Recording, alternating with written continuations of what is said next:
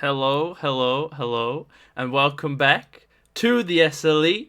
It is me, Brady. I'm back here with Brillman, and today we are going to be casting live for you SG Momentum versus NSG Forsaken. How you feeling, bro?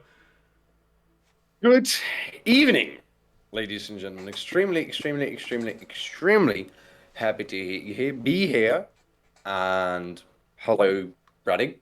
Hey man, how you doing? This looks to be extremely interesting. Like we're approaching this very hard moment of stacks, rising up, but the bats rising up as well.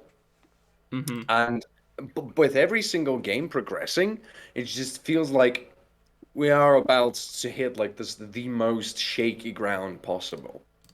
I mean, true, and I mean, look, we're at that time. It's crunch time in the season. We've reached playoffs. We're in. This is round two of the playoffs now. So, top half of the bracket, of course, is what we're going to be casting for you today. So, I expect a good game. I expect a high level of competition here today from these two teams. But yeah, are there any particular picks maybe in the meta that you would like to see come out in this draft? I mean, I think the meta is pretty open at the moment. Obviously, you still have your Xin Zhao's. The Yumi first pick, we've seen a lot of in Worlds.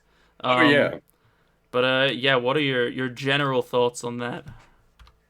Honestly, I don't know what to expect. I Mm-hmm. just honestly do hope that we're going to see some very good League of Legends. This is what I primarily hope for.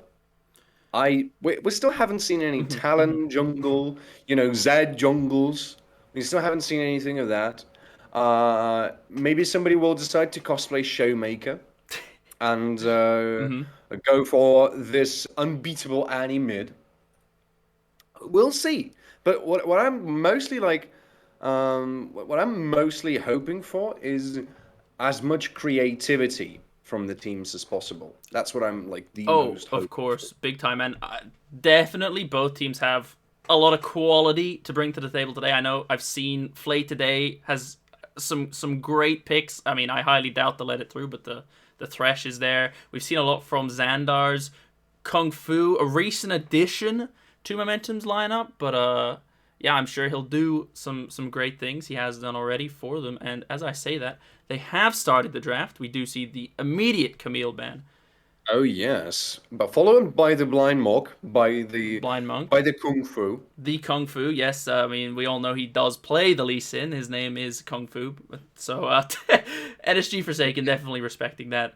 It's a good lineup. Oh, yeah. Followed by Lulu, actually. Lulu's ban, meaning that there's a lot of team composition who can't really run right now, including something like Aphelios Lulu, which can be a terrible Very addition strong. to the Hmm. team. And the immediate Ziggs right there. I mean, perhaps looking for an Ooh. aggressive bot lane as they do Whoa! look. Will they lock that in? They've locked it. Whew, the That's an immediate. Insta Viego pick coming in right now. Somebody is very heavy relying Hmm. on their team fights, since Viego is a heavy team fighter with all the resets and Hmm. with the passive mainly.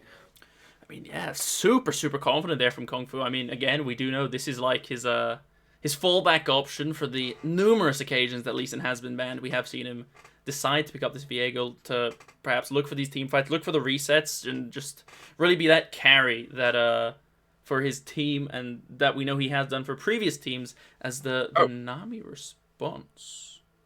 could be a Interesting. potential setup for Nami Lucian bot lane, which have been quite hard hitting Of lately. course, yeah. I mean, Thanks to Lucian's powered up. Yeah, yeah, and there it see, is. I mean, we'll probably see the electrocute run on Nami, especially with the mandate buffs. This is a an extremely aggressive and powerful bot lane, but that these days post Lucian nerfs, he doesn't actually scale too badly. But NSG Forsaken definitely looking for some early pressure and some early kills in the bot lane as Momentum might look to respond with the Ezreal here.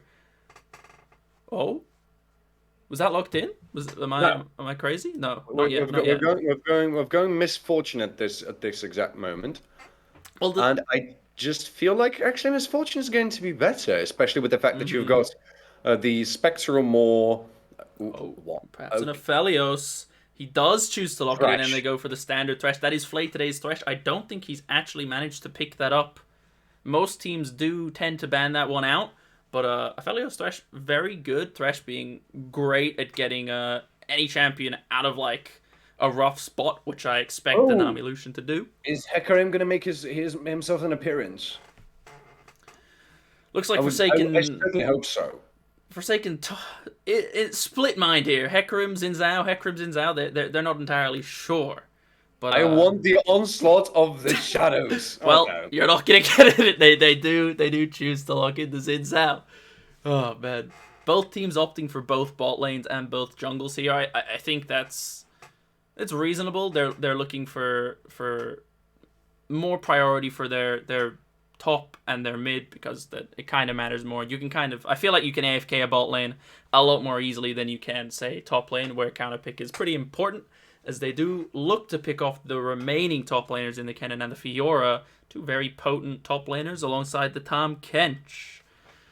But yeah, I mean, if you are red side here, because obviously you have that first pick where momentum will have that initial counter. What are you blinding? Perhaps maybe the LeBlanc.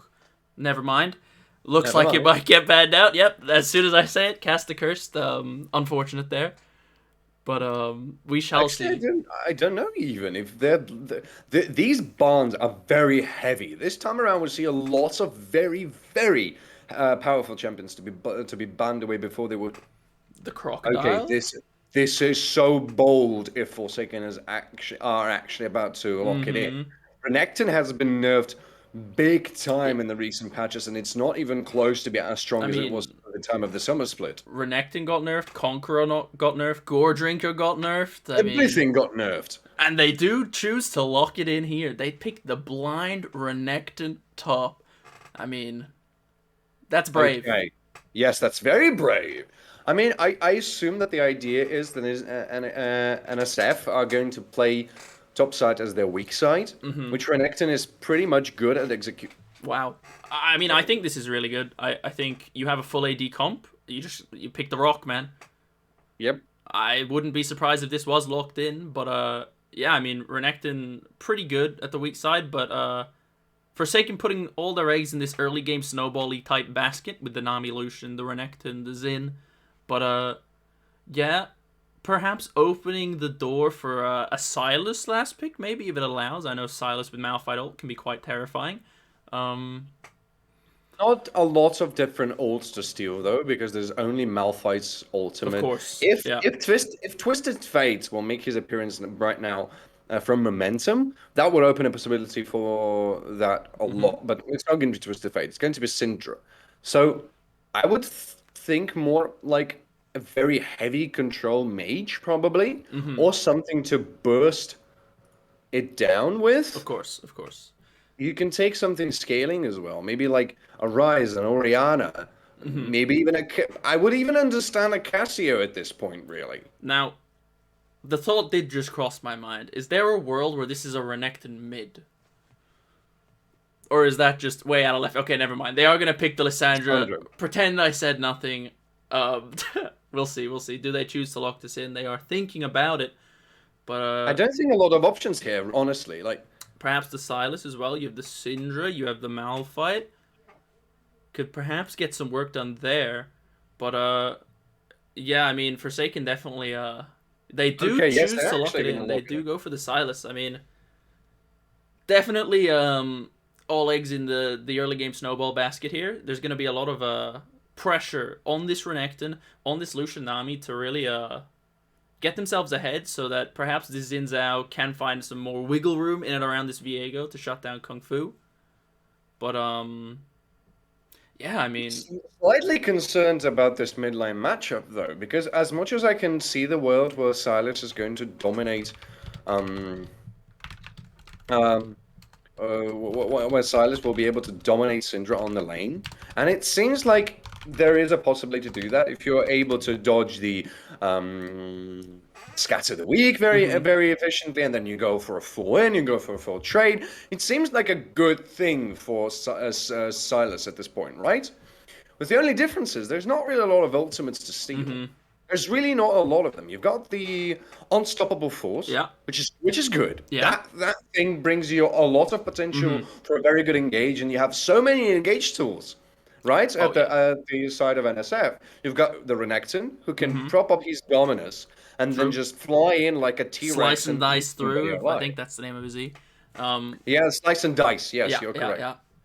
Then you've got Xin Zhao's Yeah. with the relentless assaults, with the Crescent Guard. Mm-hmm. Everything is in there. And then, of course, it can be paired up with Lucian, with the culling, and then with the tidal wave. There's like a lot Mm-hmm. of ways how do you get in. But if you don't steal Malphite's ultimate, how many ultimates can you go for? Moonlight Sigil is going to be pretty much not, Questionable. Yeah. yes, not useful with you. Yeah. Heartbreaker, good for going around the walls and can be used Mm-hmm. efficiently in team fights, but not going to go in with a lot of damage because I don't True. think there's a lot of AP scaling in there, is it? True. Yeah. No crazy AP scaling. No crazy damage on that ability anyway. Like it's good for getting around and closing the gap, but I don't think getting in and closing that gap is going to be a massive issue for Forsaken. I mean, we've seen Unstoppable Force on Silas to be Mm-hmm. used extremely efficiently, Yeah. especially at the Worlds. Mm-hmm. Especially, I'm remembering the LCL team Unicorns of Love, Mm-hmm. who have come to Worlds from Yeah. Russia, and they were using the Heartbreaker extremely efficiently to go around the team fights at the Dragon Pit, right? Mm-hmm. But for now, there's like only two Yeah. ultimates that you can actually steal and try to work True. with, because the box, I mean, yes, but there's only two champions that need to go to the melee range. Yeah. And then there's the Unleashed Power. I mean, yes, True. but there's only really two squishy targets in there, And is my it? question is, yeah, you can kill the Aphelios or the Syndra, but who's killing this Malphite? I mean, Silas isn't going to be too concerned with him. He's going to be trying to dive onto the back line with the Unstoppable Force himself. But that leaves a Lucian, a Xin. I'm sure Renekton isn't going to be too interested in fighting this Malphite as the game goes on either. Does Lucian have the sheer power and damage to get through what is gonna be effectively Mount Everest, the biggest of all big mountains, rocks Yeah. in this game, because they are pretty heavy on the AD side of things in their draft, and perhaps if Momentum even choose to front to back this fight, I think as Forsaken do look to push forward and close this out, Aphelios is super effective at playing into teams that want to run into him, which is where I feel they might have a lot of success. This is the thing, though, that I wanted to say, and it ties up with your thought quite fantastically here. Aphelios is looking for people who run at him. Yeah. On the other hand, there's three people, quite big people, quite scary Mm-hmm. people, and quite with a lot of damage people, that have a particular, how to put it, a particular success at running at you extremely fast and then punching you in the face extremely Yeah. fast. Mm-hmm. Yeah. And this is like the only world where I can see momentarily NSF to be extremely efficient with their draft. If they can execute their initiation of the fight with extreme speed, like They get in, blink of they an get eye, out. boom. Boom. Yes, Yeah. then there's a lot of success that I can see True. for them because you just go in, you pick a target, and then you just run away. I You mean, know, like yeah. guerrilla warfare a little bit. If Momentum like find themselves like dashing, like looking through fog of war and things like that, I think a lot of success is going to be in catching Momentum out as they're looking there. Because as you said it, you get Renekton stunned into Silas chained into blown up by Lucian Nami, or like a bubble comes through. There are very few people that are going to be able to survive that. Maybe Malphite being one of them. But if it's anyone else, they're gone. They're dead. And then you have a 4v5 team fight, and that's where you really can look to get the larger team win, and then you from there look to perhaps turn into objectives, map control, that sort of thing. But yeah, generally speaking, I think unless we see Forsaken really amass themselves a hefty goal lead in this early game and pretty dominant map control, I think they're gonna find themselves slowly falling away to this Malphite because look, I think everyone's played enough solo queue that when you lock in like 3 AD auto attack based champions and the enemy team just locks Malphite, it's like, yeah, nice. But yeah, it's gonna be super interesting how Forsaken choose to play this early game. But you are 100% right that they have this super strong ability to just go in, pick a target, blow them up, CC them till next Christmas, and then take an advantageous fight that way. But that's like the thing. It feels to me, the more I look at it, the more I look at this draft from NSF, more creative. Yeah, it feels to me. Of course, Right? I think because yeah, there is a way how you can actually execute it very well. Oh yes, definitely. But the thing is, because of the fact that 2 out of 5 of those champions work in a very specific case, and one of them is being at the very not powerful state as he used to be just in the summer split. I think that even at the beginning of the Worlds, Renekton was already nerfed quite heavily, if I recall correctly. Yep. Meaning that the last time when he was shining, and he was not shining that much as he did in spring, but at least that much as he did in summer, when he was really a force to be reckoned with. I mean, I'm not referring right now to the spring. Spring was the moment when Renekton was one of the key champions everybody wanted to pick up, right? You're first picking it, yeah. Easy. Most of the times. You had Renekton, you had Aatrox, which you always tried to pick. Yep. You had Sets, and you had Dr. Mundo. I think that was like the lineup. Then summer splits, Renekton got a little bit pushed away, and we still had Dr. Mundo. We've been introduced to Grace. We've been introduced to, well, the set was still there, and then we were also introduced to those very catchy picks that we didn't really think that's going to work that well. Which is Lee Sin top, which is Nocturne top, right, and stuff like that. That suddenly started to work. The thing is, though, at this time around, both sides, because of the fact that there's not a lot of ultimates that you can really steal out, and because Renekton is in this state that he is, I feel like the first guess that Forsaken had to pick Lissandra is actually better. Sure, yeah. Is actually a little bit better into idea that they have, as long as we see that idea correctly. On the other hand, maybe they'll always find a way to surprise us. True. So we'll have to look out for that and see. True. I mean, and see what do we have there. But yes, and as you say that the game is just hopped into loading screen, so I will hop on over to that now as the game has just about begun. Once that decides to load. But yes. Ladies and gentlemen, welcome to the Summoner's Rift. There we go. Do you expect, right? Because they got an early game comp. Cheesy level 1? Everyone's pathing down towards the bot side. Cheesy level 1, my friend. Well, actually, not exactly everyone. NSF are looking to maybe find somebody there in the bushes. While everybody else is not really looking towards finding somebody there. So it's a bit of a question. Felios getting that early ward down in the lane just to make sure...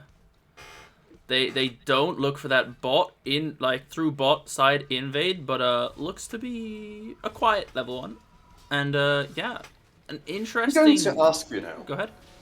A very serious question. So they decided to try and pull off this thing, right? Yes. But they're not going to place a deep ward into the enemy's jungle at the top side nor at the bot side, right? True. How hard is it going to affect them? Well, obviously, neither side is really starting off with too much information. As I say that, I do think Momentum know that this cheese is happening. They did see them walk into Brotbrush, so they will actually know that Luchesco is starting on his red. So, Momentum getting that early information lead. So, with that knowledge, hopefully things go well for Momentum. But, yeah, NSF really not giving up this brush. They do... No, Momentum know that they're there. Thresh does look for and the death sentence is going to connect on Kaiser Mommy. Going to be a little bit of trading. I don't think it's going to escalate in any time of a very big fight there down there. No. True. just goes back to casual, a good little level 1 trade. I think Momentum actually coming out on top overall because Thresh does actually land the hook. And so... Actually, look at the trading here at the mid lane. Yeah. Pocket Watcher Minions. already losing a lot of HP at such a early moment in the in the early game. This is what Syndra is so like good at. You ever tried to play against a Syndra as a low range, you know, mage or any sort of champion? She does have just that wave clear pressure and that damage threat early levels. Oh, is you know. And also having quite a lot of trades. It feels like the tension is quite high around here.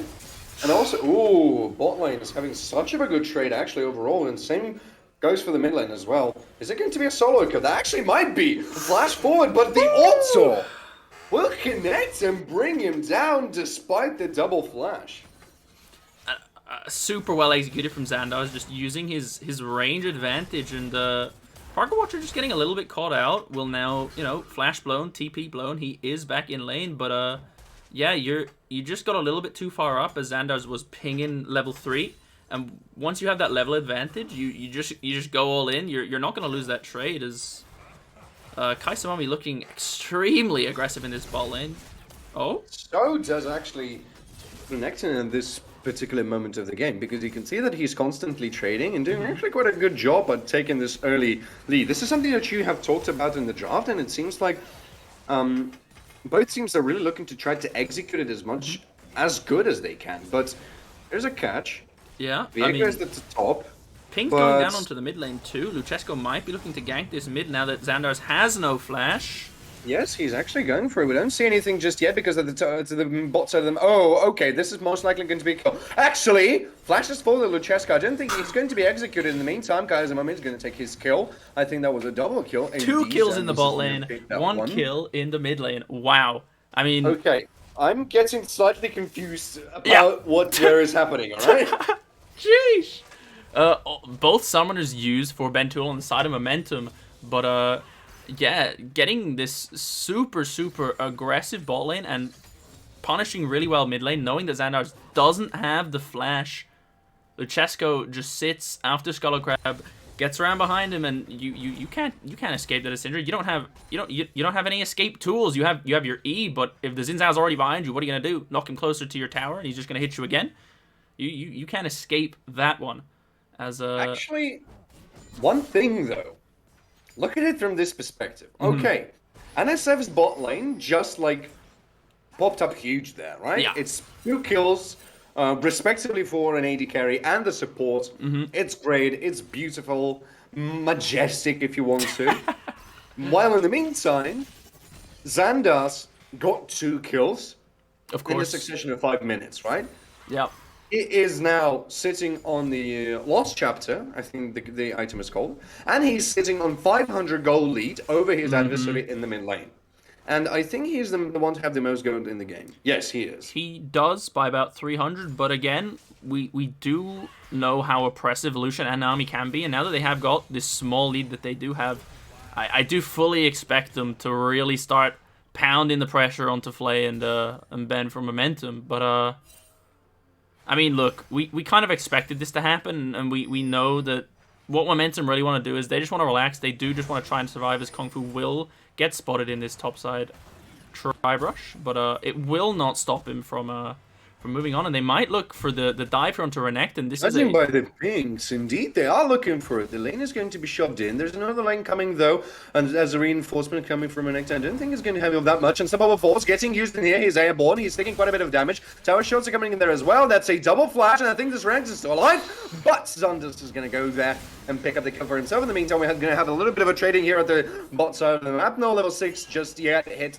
for Lucian, meaning there's no culling, meaning you can't really pick up that kill. Loriso doing everything he can, trying to save his slice, gets the dice back out, but Xandar's is top as well, just going to clean that one up. However, they are looking for perhaps a cross map, and they did pick up the Drake. The ball and Momentum do have to be quite careful here if they do opt for the dive, because Aphelios... It's going to be a 4-man dive here, actually, by the way. Here comes the box used by the Silas, and Flay today is going to be nowhere to be seen, as Bentor will be picked up as well. Pretty much of a clean tower dive executed from NSF. I mean, anything you can do, we can do better, right? They see the play made top, and they're like, you know what? You got 300 gold. You know what? We're gonna go bot where you've got 2 members. We know Aphelios has no summoners, and we're gonna get 600 gold for ourselves. So yeah, I mean, they've netted themselves like just about a 2k gold lead now over the course of the 7 minutes. But every play with an answer here, and that's what I like to see. Xin Zhao, Luchesco being pretty active on that particular play. But yeah, I mean, is this this lead kind of bot enough though? That's the question, and they're kind of on a clock. And if Momentum can just survive it, they don't have to win it. They just have to keep themselves in the game. Kung Fu is actually going to steal Lorchesca's red buff. And he might get actually picked off here. That he's going to be now pretty much surrounded by the enemies. Here comes a good scat of the week. Also used the Unleashed Power. And I don't think, despite the Crushing Guard, you can go anywhere around here. But here comes Pocket Watcher. He's looking to something. And he's going to hit a few chains. And he's going to retreat because fighting 1 against 3 might not be exactly the best of the ideas. He popped his head around the corner, said hello as a Minecraft round, just looking to chill out in this bot side mid brush here. Nothing really going to come of it. But, not Lariso. I think Lariso might be in a bit of a trouble yet again. Yes, Syndra this time is nowhere to be seen. I think that an Unstoppable Force is on the cooldown. I can't really see it because my stream as momentarily is completely pixelated. But I guess it is on cooldown. No, it's not on cooldown. It is not on cooldown. He has both summoners up. I can confirm that as the stream sorts itself out. But yeah, we're just gonna do some trading as it does look like the Herald is gonna be started. We will check that out. Kung Fu is just gonna pick that up, and Luchesco gonna use that as an opportunity to sneak his way into the bot side jungle and perhaps dive this bot again. Not entirely sure. But yeah, let's try to recap it just for a little second here before anything escalates, all right? Of course. So we've got 1,000 gold difference. Yep. And SGM are those that are in deficit, right? Mm-hmm. Although I'm still looking, and my eyes are still on Xander's, and on that 4,000 gold, he is still the person who sits at the most amount of gold. Of course. And I have a feeling that Syndra might be a game changer, because despite the fact how powerful your Lucian is, and despite the cleanse and all of that, as I say, we're going to have a little bit of trading here in the mid lane, but I don't think anybody is going to kill anybody, so we can just move on. With that being said, I have a feeling that Syndra may one-shot Lucian despite the cleanse. I mean, yeah, that's the worry, but like, this is just complete lane dominance. Luchesco is back down bot side again. Bento can't even walk up to his wave as they are going to look to dive. It's going to be propped, actually. I think Kaiser Mummy now in trouble. The one flash moment from Play today, the culling is going to be used as well. I think there's a teleport coming from the Malphite as well, and the fight is about to escalate pretty much everywhere. Schedule of the week and the Unleashed Power with the help, a little bit help of Kung Fu, is going to grab him a kill, but in the meantime, we're still having some more fights here at the bot. A flash coming from Felix, but it's not going to save him from Luchesco, as Play today is going to hook actually his adversary, but I don't think anything's about to happen. Just oh no! Oh no! Double kill for Play today! Oh, I mean, yeah, that's a big tower. He's doing work for his team. He said, you know what, Flay, I got you. Just for you, yo, let me pop 2 of them real quick.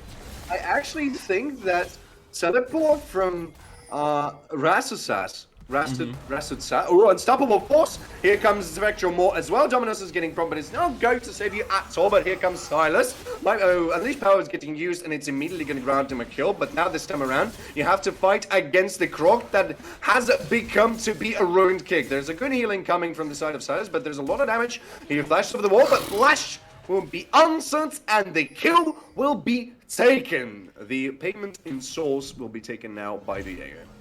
Kung Fu getting around this map. He goes, he ganks mid, he takes a camp, he ganks top.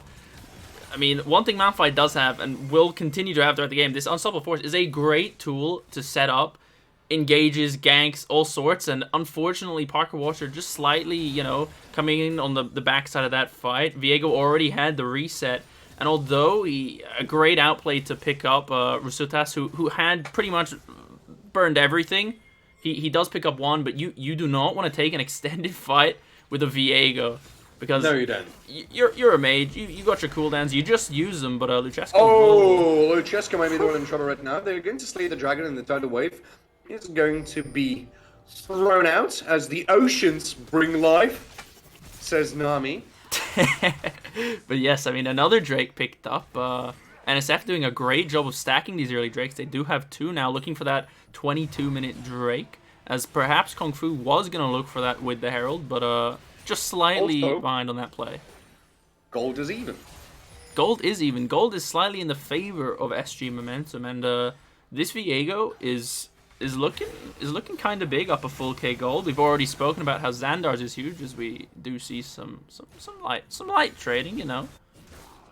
But Just half of your face being taken away. It's like there's some slight trading. of course, as Sorry, I'm gonna leave half of my face over here. I'm gonna go away. Thank you very much. Have a great day. Luchesco perhaps making his way to this top river. Loriso also there. There might be a And yes, I think actually Play Today is gonna take the shutdown with the calling. I wow. looked away for a second. I was looking at the map. I was like, yo, there might be a fight. I looked at the map. I looked away for just a second, and and Thresh is just nowhere to be found. I think that's a revenge you take the moment you take somebody's wife. Yeah, yeah. I mean, we were saying this in draft too. The one thing that this team comp does so well is blink and you miss it. Someone's getting blown up, and Oh yeah, that's exactly what happened. Flay on the unfortunate receiving end on that one, and First Blood Tower also cracked, despite the Herald being used mid. Kaisamami now sitting with almost a 2k gold lead.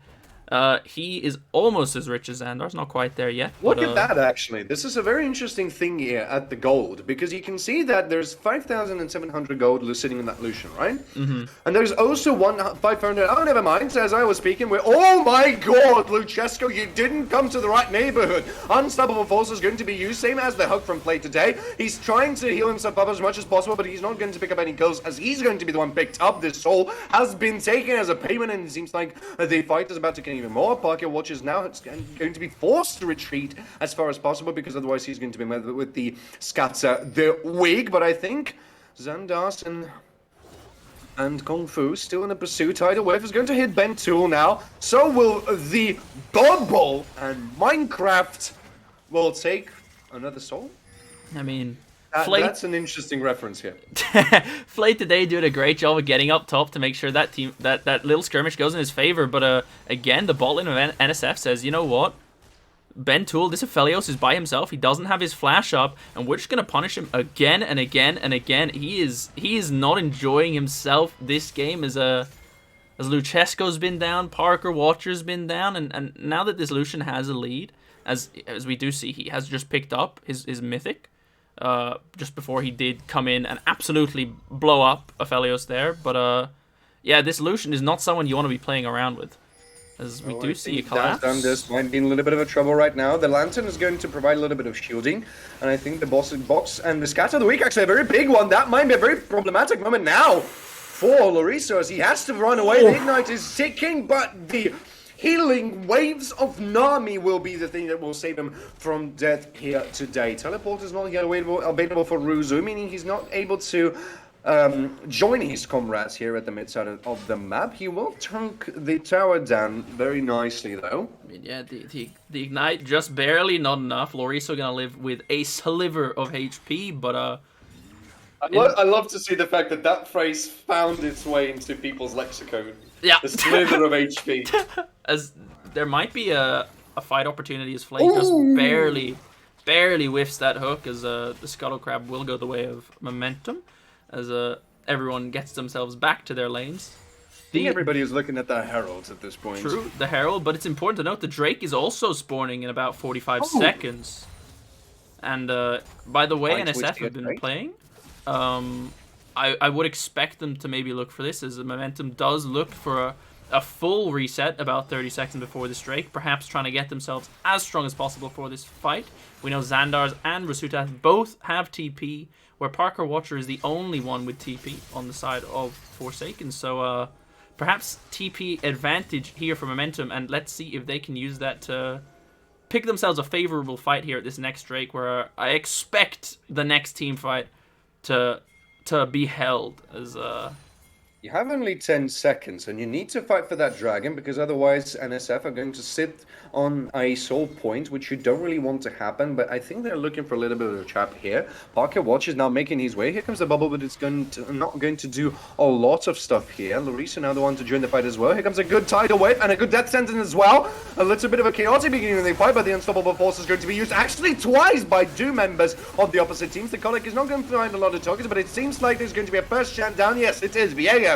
Now the one to first to fall down. Shutdown was found onto Minecraft Drowned as well. It's a trade of the kills, but it seems like it's now in the worst position for SG Momentum. That's a flash forward from Kaizumami. He's going to take the first kill. He's going to take the second one as well. And now Aphelios Bentul really needs to get away from the harm's way, because he knows he can't really fish for that dragon, as the Ocean Drake is going to go over to NSF.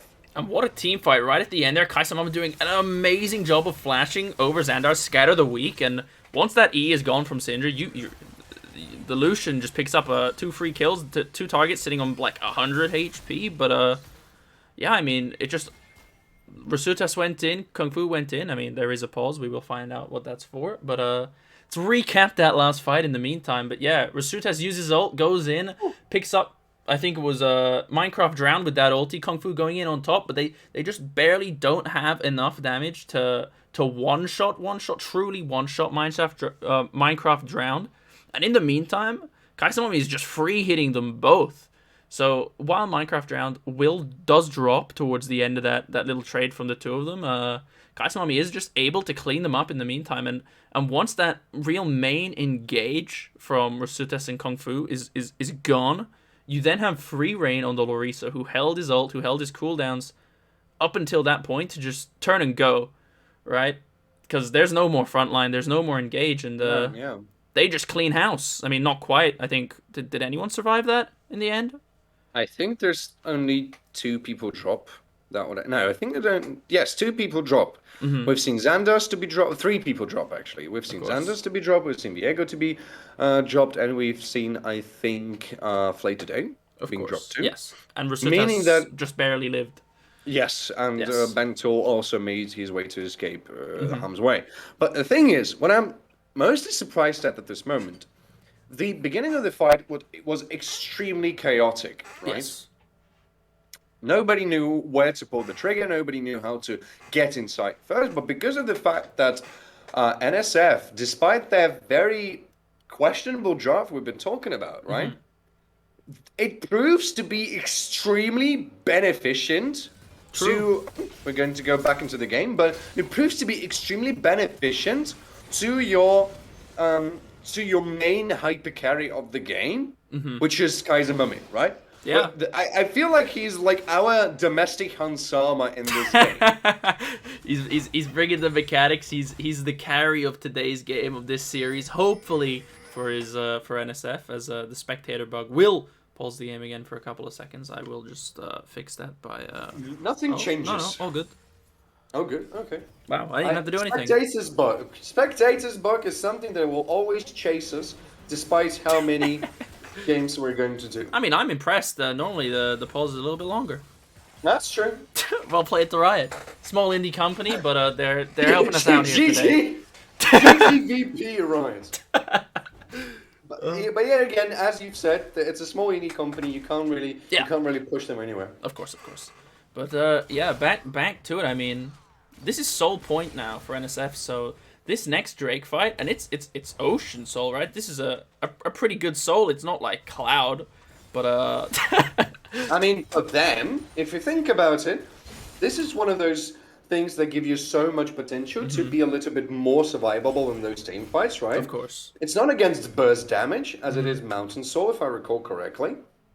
But it gives you a little bit more time to wiggle, as you say it, in those team fights, meaning that you actually have much more opportunity to survive the unstoppable onslaught coming from Kung Fu, coming from Xandas, in case you're not going to get burst first, right? And maybe even from Malphite. So, with that being said, with the draft that NSF has, I feel like Ocean Soul is going to be extremely beneficial. I mean, true, but you also mentioned it earlier on that this like kind of detached, kind of scrappy team fight that NSF has drafted, it makes it really, really difficult for Momentum to truly front to back these fights because Rasutas is never in a position to get a huge like Malphite ulti off. Kung Fu the same. You're not really gonna get these massive 3-4 man scatter the weak or engage options because NSF are gonna come and fight you from 3, 4, 5 different angles. So it's really difficult to pick a side of the fight to play through, as Loriso might be getting collapsed on here.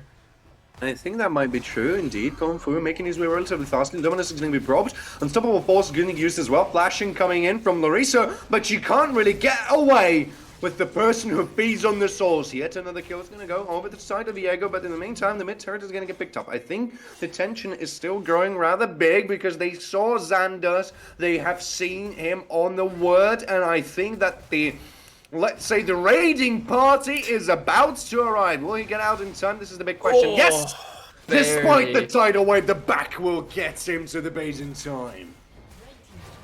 And yeah, I mean, I think it's still fine. They do end up trading 1 and tower for 2 towers overall. So I think this is a net neutral trade as they might just look to start up the Baron here. They know that Xandar's just based and they do see 2 bots. So they are just going to start this one up and... Xander's might be the one actually to see them in case he goes and face checks, but he's not going to do that.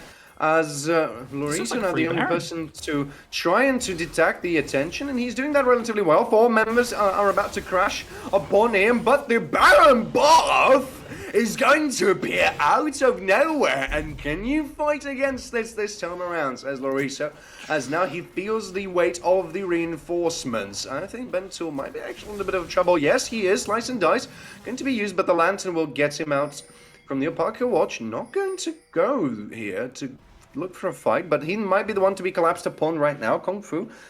But he decides to just wait, but his enemy say, hello, how you doing, and just go his separate ways. And again, now that they have this Baron, I think they kind of snuck this one, but Momentum forced to all recall, but Drake is spawning in 25 seconds, so they're forced to kind of give up all control of this bot side river, and this is sole point. You need to be there and you need to contest this, but now the Baron has been picked up. I mean, NSF are just free to Xandas might be in a very big amount of trouble. Tidal Wave is going to connect onto 2 members, but it's still not dead. But the culling will get you down from the cowboy shots. The first member of Team SGM is going to be picked up. The blue turret is going to be destroyed as well. Yet another mid turret getting picked up in there, meaning there's going to be a lot of pressure. The dragon is about to appear just about now, and I think that Luchesco is going to be the only person to go and pick up for it, as the base might get sieged any second at this point. Another turret is about to fall. It's going to be a bot lane turret, and I think the army of the minions are slowly making their way towards the bot, but they're just going for the reset here. I mean, yeah, once Parker Watcher does pick up that Malphite ultimate, you have to be extremely careful. But a great pick off onto Xandar's there from Parker Watcher, cleaned up obviously by Kaisamami's ulti as well, the culling. But yeah, I mean, that's soul, that's free soul, that's another 2 towers off that Baron power play. But yeah, that sits them at a full 5k gold lead with Baron, with soul. And if we just quickly even look at the items, this is nearly a 3-item Lucian when compared to a 1 and a bit item Aphelios. Yes, Duranecton hasn't had a great time in this lane, but when you have a 5-1-5 Lucian with 2 other champions like Xin and Silas, especially with a Nami backing him up, you need to be afraid, because the way that Kaisamami is playing this, he's not putting himself in a position to get blown up by Xandar's. What if the GM are from Gryffindor? They're foolish, but yet they're bravery. Well, I mean, that might be the case. You never know. If you don't buy a ticket to the raffle, you're never gonna win it, right? So yes, indeed. They've come in here, confidence high. They've picked perhaps what might even be deemed to be a weaker draft side for NSF, or at least by us, but they're clearly proving us wrong. They're clearly proving me wrong here with some great mechanics and some great macro plays that Momentum just aren't able to keep up with at the moment. But We do see everyone looking to collapse down onto this top side, onto Xandar's possibly, but looks like they are just going to look to continue this siege. As I have to point out that the Baron buff has worn off, meaning that there's not really a lot of siege potential that it was there before. But it seems like it's not something that holds NSF back, because with the power of the soul, they just feel much more confident that they did before. But they can't really take down any turrets. Thanks to Syndra, there's a lot of wave clearance that she has. Yeah. So that really doesn't really work. I mean, I think for the side of NSF, they are just going to look to wait for perhaps another Baron, even the Elder, because, again, as you just said, there's some great wave clear options for the side of Momentum. So, at the end of the day, you're not losing a whole lot, but you are giving Momentum some more precious scaling times, precious seconds, 2 whole minutes if you are going to wait for that buff. But Flay is just going to clear some vision as Parker does find Ben. Oh, Bento, you've stepped into the wrong neighborhood, my friend. He's going to be, even the flash actually going to be used, but it's not going to have a Xandos now. In the meantime, might be the one getting picked in here. And Chesko's looking for, Scatter the Weak gonna do a lot of damage, but it won't bring down the blue buff, as it will get picked up by Kaiser Mumi. Now, I mean, with Aphelios dead, you can just walk onto the base. You do have Syndra, but your wave clear is greatly hindered, and now they are just going to walk down 5-man strong, and they are going to look to knock on this inhibitor again, or inhibitor tower again. I think they're listening to you. The Unstoppable Force will bring down some dust just in the blink of an eye, and the Tidal Wave not going to find a lot of targets, but the turret is the target they were looking for. Target acquired, target down. The inhibitor goes the same way as it was. Kaiser Mummy now steps in relentlessly, bravely, and not afraid of anything, and I think even Flay today didn't manage to bring the death sentence to him, but I think that might be a little bit of a problematic position to be in, but it doesn't really seem to be so. Aggressive trading coming here, back and forth fighting, as did now the turret will get picked up, and so will be the inhibitor. That's the cleanse used by Kazuma because the death sentence doesn't have his name on it just yet. And NSF are going to retreat because there's 30 seconds until the Baron is going to spawn and 2 minutes until the Elder Drake is about to spawn. Parker Watcher with the flash Unstoppable Force onto Xandar's. What do you do there if you're Syndra? You just get absolutely smacked in the face by a mountain. It's like, yeah, the only other remaining wave clearing carry from Momentum just completely blown up one shot. Blink and you miss it. We've said it earlier on. We said it in draft, but yeah, this is what Forsaken needed to do, and they get it done. And now Baron is spawned. Both teams are gonna meander over towards it. Felios lagging a little bit behind. I don't think it's gonna make too much of a difference here, but he's using the shield bill as a cane, so he's just slowly like making his way to the pit. Guys, wait for me. With the hook and the Unstoppable Force, Minecraft Jones is nowhere to be seen. A lot of force to be invested in here now. Malphite is the one to be the target, and Unstoppable Force will bring him out of the fight, but the Culling will fight a very good amount of damage onto Xanders. The fight is about to escalate even further. Good knock-up, but I don't think there's a lot of people dying just yet. Prove me wrong, says Lorisum. Picks up the first kill. The second kill gonna go over to Kaiser Mummy Eskin, going to pick up Trash, and Bento will join him at the base. Kung Fu and Xandars are now the one running for their lives, but the flashes will get him down. Double kill now for Kaiser Mummy as they continue to go forth to the enemy base, because there's nothing else that stands before them. The Nexus turrets and the Nexus themselves. The Nexus is going to go down as their first game will go to NSF. And what an explosive game. Rasutis just right at the end there trying to look for Minecraft Drown. They do pick him up, but at what cost? The engage is spent, and again, they will just walk it in, and yeah, they pick up the kills, and then once they have picked up a couple of those kills, it is just free reign as there we go. You are unfrozen. Welcome back. That was a brilliant freeze frame. Yes, there. Of course. Really brilliant. Oh, man. A little bit of a yoga session from you there, teaching us. You know. Exactly. So this is how you do it, okay? Now you breathe.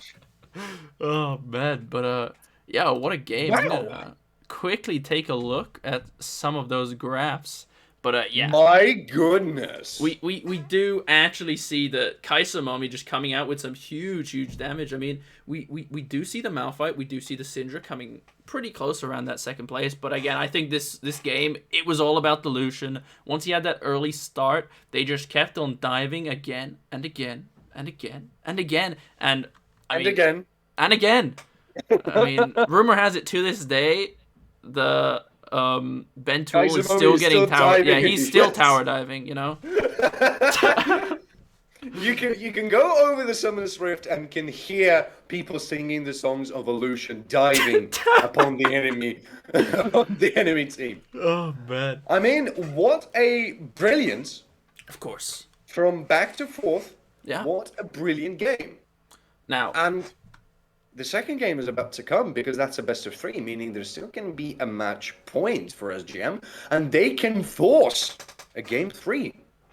I think they can, and I guess my question to you now is: we saw what happened game one.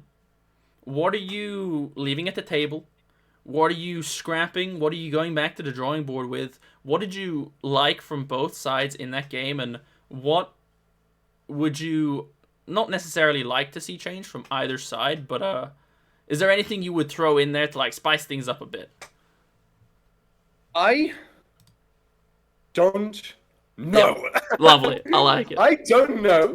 And the only answer I can give you is that I'm Mhm. hyped to Sure. see the second game. So without further ado, I I think we're going to take a few minutes break so that we can get back to true. you with the drafts. We are gonna let those teams sort those drafts out, but yeah. In the meantime, I guess just I think. Bear with us. Don't go anywhere I mean, because look. this series is going to be a Yeah. banger. I expect it to definitely go to 3 games. I know Momentum has the potential to win this game too. We saw flashes, especially in the early game, as Xandar's really not just Xandar's, but Xandar's, the Viego, everyone coming up and really putting the pressure on this Renekton. But it just wasn't quite enough when we did see what was happening down on the bot side of the map, which was perhaps a little bit neglected by Momentum in that first game of this series. But yeah, I think Kaisamami's on a bit of a hot streak, and I think getting him on another carry pick with more options to him, perhaps Will even, pay off. yeah, I think this man is gonna have a good series. It does appear like he's brought his favorite mouse, his favorite keyboard. He's sipping on his Monster energy drink. He's juiced up. He's ready to go. You know what I mean? He's got his Doritos, his Mountain Dew. Puff and puff. He's gaming. He's gaming. Ladies and gentlemen, please don't go anywhere further. We're going to be back just in a few minutes. Minutes? Minutes for NSF against SGM. Okay, and as I do say that, I do see a couple of draft links going around, but we are working towards getting that game set up. I will quickly jump in. They have decided who is going blue and who is going red. It does appear, if I quickly look, yes, that Momentum have opted for blue side this time, so we are gonna see Momentum on blue again, and we are going to see Momentum on blue, and we are going to see NSF on the red side once that happens. But we are definitely ready to start this draft. I am desperately waiting. But yeah, once that lobby is set up and both sides are ready to go, that would be the way to go. But yeah, I mean, we're just kind of vibing, biding our time, waiting on that one for a couple of seconds. But yeah, we're just if an invite to said lobby is available, could I please have it to either teams if you are watching? But yes. But again, I mean, this is our round 2, if I'm not mistaken, of the SLE playoff series. We are in the upper bracket. We've just seen Forsaken take the first game of this 3-game series. It is a best of 3, but yeah, I mean, I'm not entirely sure. I think this is Forsaken's first game of playoffs, as they did come second seed, if I'm not mistaken. But I'm looking at it, and I think so. Yes, you are correct. of course, momentum off the back of a win in their first playoff series was a best of 5 against Runtime, if I am not mistaken. Yes, SGM against Runtime. That was absolutely correct. Ended 3-0 in favor of momentum. Again, if I'm allegedly, I'm off the top of my head there. If I remember that one correctly, but yeah, well, let's say it was a 3-1. Sure. But yes, I do now have said links as people are getting in. If my game and my whole computer doesn't freeze, thank you very much. I love my computer. Thank you, tech. We need an IT. Yeah, I need. We need a techie. Yeah, get him in. Get him in. We need a techie. That's what I really called him. It's like an IT guy. You know what I mean? Techie. Yeah. You guys never call him that? I always used to call him that growing up. Oh, man. Techie. I'm going to remember that. Yeah, you wouldn't. You never like. You're in school, right? Obviously, your teacher's a little bit older, bit of a boomer. It is what it is. Computer's like not turning on or something. You can't get the projector to work.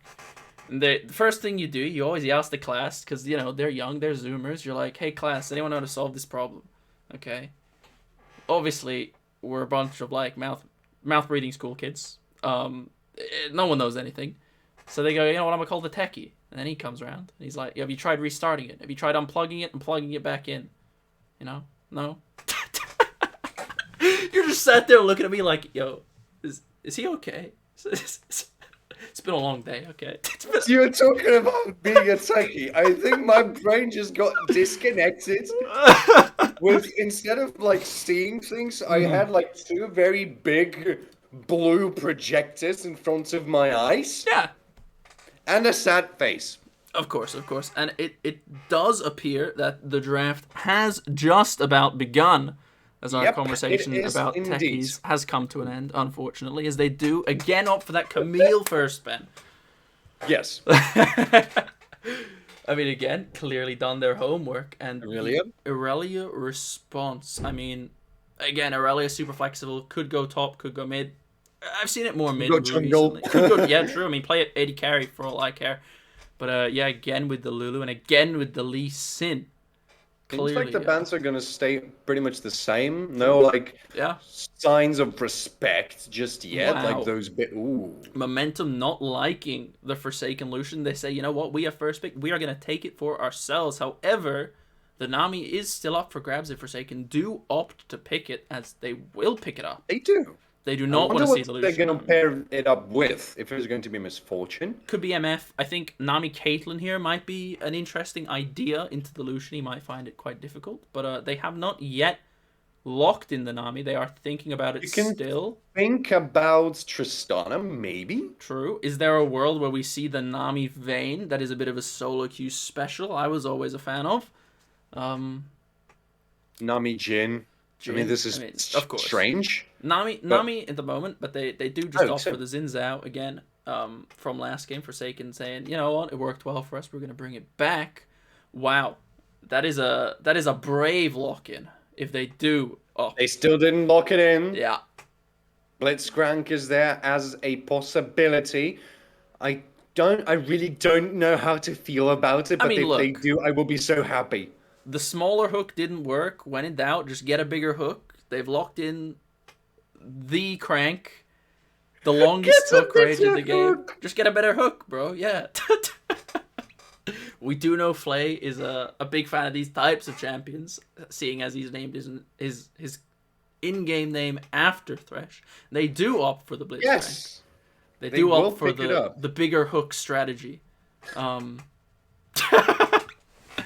But yes, I mean, they are just trying to punish this Nami lane with... I have a feeling very, very soon, this stream is just going to turn into random Russian... either story time or Russian Badger type of vibe. Oh, Javan by the way. Of course, yeah. And but we don't really care about that. Yeah, I know, I don't care. Just like, you know, Oh man. It's not like a game of League of Legends. This is like Team T-Pain against Little Yeah. Yachty Look, from the Twitch rivals, as Trundle was just picked up by T-Pain. Let's yeah, of put it this way. course. But you know, everyone. We all know why everyone's really here. They're here to hear our stories about techies and that and the like. You know, the real the real reason that this game is background to the casting. Really, in my opinion. Oh my man. goodness. Yeah. In the meantime, we had Trundle getting picked up. An interesting pick, not gonna lie. And then we will see the Cannon wasn't cannon pick. banned. Of course, the cannon did manage to slip through the cracks this time. They will pick it Slicing up. Maelstrom is going to be such a hard thing to deal with. Of course, and we do see Tom Kench and Silas banned out again. I don't expect to see the Malphite popping his head out this game, seeing as it is against the cannon. But they might look to ban it either way, now that I've said it. Just for the sake of it. I mean, just to make sure, you know. You didn't like the Rock, get rid of the Rock. Yeah, God. Bring I completely paper. agree. And they will completely. They say no, Malphite. We don't want him here. He was here last game. He was uninvited. Not a fan. And they will ban out that MF. 80 carries still not picked up for Forsaken. Slightly different. But it leaves us with the options of Tristana, Vayne. I'm going to say something really strange. Okay. Kog'Maw. Oh, Coggers. I mean, Coggers Poggers, because Poggers. if you buff him up, that can work. True, he could be an extremely good carry, and again, we did say it, Kaisamami looks to be feeling hot as he might the Vayne over here. Or is he might Ezreal? I've kind of overlooked that pick because I'm not sure how well it's going to work with Nami. I mean, Ezreal Q applies on hit. I don't see anything wrong with it, but maybe an Ashe. I would like to see the Vayne, especially because of the Trundle, the Blitz, the extra mobility is really nice, but two immobile champions, squishy immobile champions in that bot lane. Blitzcrank right now licking his lips at the thought of getting these hooks out. Because... Potential hooks, indeed. NSF are playing very risky game here. It can pop off huge. Of course, very huge. Thanks to the Crystal Arrow as well. You have a thanks lot of, to the Slicing Maelstrom. There's a lot of ways how you can control the way. Oh! Is that Kayle? Is that the Xandar's Kayle? I think that might be a Kayle mid if it is getting locked in. I do know Xandar's plays it, but they might also opt to take it into the top lane. But is it gonna be? Is it gonna be locked in? Are we going late game? Drum rolls, please. Somebody roll the drums. They do opt for the Kayle. I mean, super interesting to see. At the start of the split, a lot of teams were banning the Kayle into Momentum, if memory serves correctly, and they will perhaps hover the Yasuo. Will they lock it in? My goodness, they've waited till the dying embers of this draft to really make a statement, because obviously that's 3 range carries into a Yasuo. That win wall is going to become a real nuisance to Forsaken if he does time it correctly, and it will be locked in. What is Forsaken's response? Because yes, it is Yasuo Kayle, but we do know they play Kayle mid. Do they maybe send the Yasuo top? I don't expect it, but that option is always on the table, and Forsaken probably know this, and they will opt for perhaps a Tryndamere or a Renekton. To be a Tryndamere mid? Maybe it's a Kennen mid. I mean, maybe it's a Kennen mid. They do opt. Okay. Renekton. The Killer Croc is going to be locked in, probably going against Kayle, meaning that it's going to be Kennen against Yasuo. Potentially, I mean, it is also like a long-standing counter, Renekton into the Yasuo.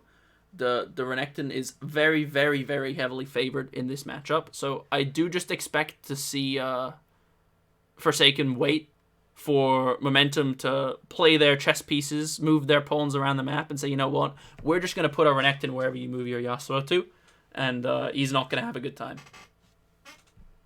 But, yeah. This is an odd draft, not going to lie. It's a bit odd. You thought Games 1 draft was odd. This is Yeah. I mean, this time around it gets a little doodly oddly. English, yeah, nice. Yep. But yeah, I mean, I definitely think in a game like this where you do again Forsaken have a lot of engage options with the Nami, the Ashe, the Renekton. I think this is really playing to the strength of the Kennen. Because a lot of the time when Kennen is like the sole engage option of a team, he actually finds it quite hard to get in because everyone knows, everyone's seen like a Nuggery replay or montage. Kennen is a huge team fight threat, but when you take your attention towards Ash trying to avoid the arrow, Renekton trying to avoid his engage, it really opens up Kennen to find these huge Maelstrom angles. But that being said, you have a Blitzcrank. So at any given moment, at any point in the game, that man can land the game-winning hook at any stage over a wall to just take a 5v5. You just hook him in. You have a Lucian, you have a Yasuo. Blitz hook, Yasuo ult, Lucian's hitting you the whole time. You're not surviving that. And when you're as immobile, as a Nami, as an Ashe, to a certain extent, Kennen, like, I know he's the Electro Hamster, can move pretty swiftly when he needs to, but Electro Hamster? Yeah. All right. Why did I remember like this hamster from the movie Bolt, I think it was called? The old I think it's Pixar movie about the dog, the white dog, Bolt, remember? Yeah, that is And there was this hamster in a bowl. Yeah, I think that's my association right now. Mm-hmm. As they will finally start that draft. But yeah, I mean, again, I don't want to call it flip, but Blitzcrank brings a lot of all or nothingness to a lane, to a team composition. Honestly, like, again, NSF, despite the fact that it was slightly changed for them, I still feel like their primary strength over here is the amount of engage they have. True. You have 3-4 engage options, and not only that, you have 3-4 carry champions. Like, you might be able to deal with one, but can you deal with 2, 3, 4 like full damage carries coming at you? I mean, yes, the Trundle can. That's the thing, though. Yeah. SGM do have 3 carries as well.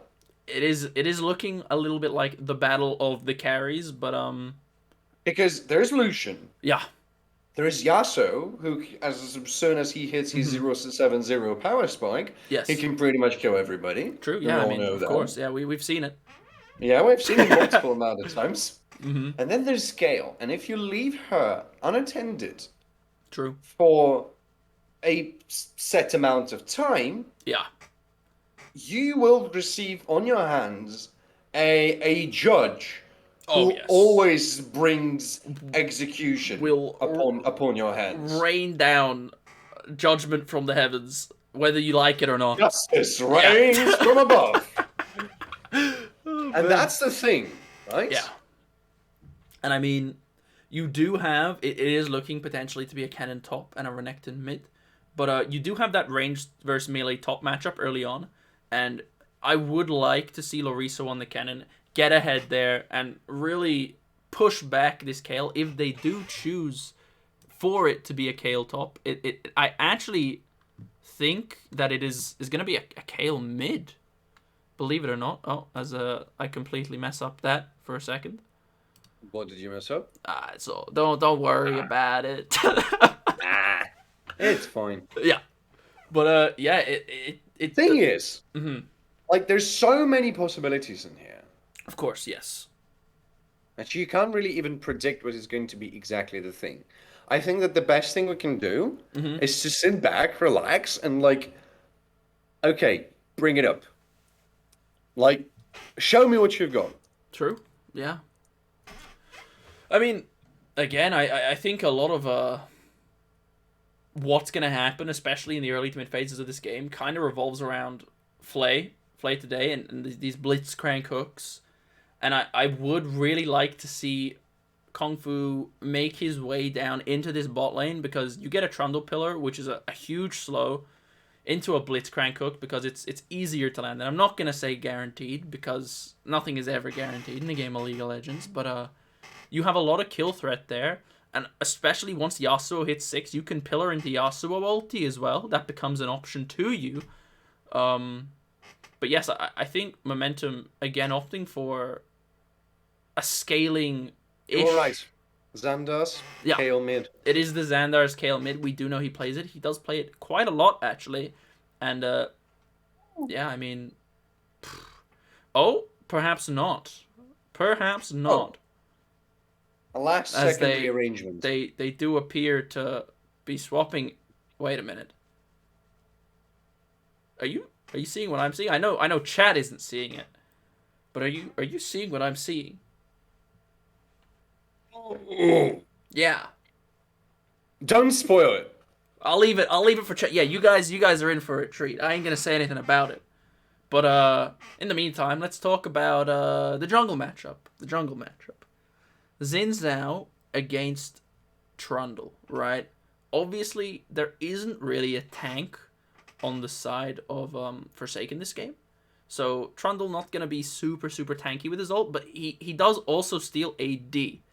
So I'm not entirely sure how the Zin Trundle matchup plays out, but I would expect Kung Fu to be fairly annoying in the early to mid stages of this game. But it's definitely within Forsaken's locker just to kite it out completely. You have an Ashe, you have a Nami. Trundle's only gonna run at you in a straight line, provided you're not getting Blitzcrank hooked. You know, Yeah. so despite the threat coming from this kung fu, from Trundle, from the Yasuo, from the Lucian, you are reasonably well equipped. I'm not gonna say well equipped because if you're playing two immobile bot champions versus a Blitzcrank versus a Lucian versus a Trundle, it is still quite difficult to work your way out of tight situations. But at least you have good chasing and good peeling in the slows of Ashe and Nami, plus the Nami bubble, plus the Nami ultimate if it gets really, really bad. But I think Forsaken's team is definitely going to look better, provided they are on this front foot, using the Nami ult 4 engage, this Ashe ult 4 engage to really spark team fights, to make room for the Kennen, for the Renekton, because the Kennen, the Renekton, yes, they're very capable of engaging.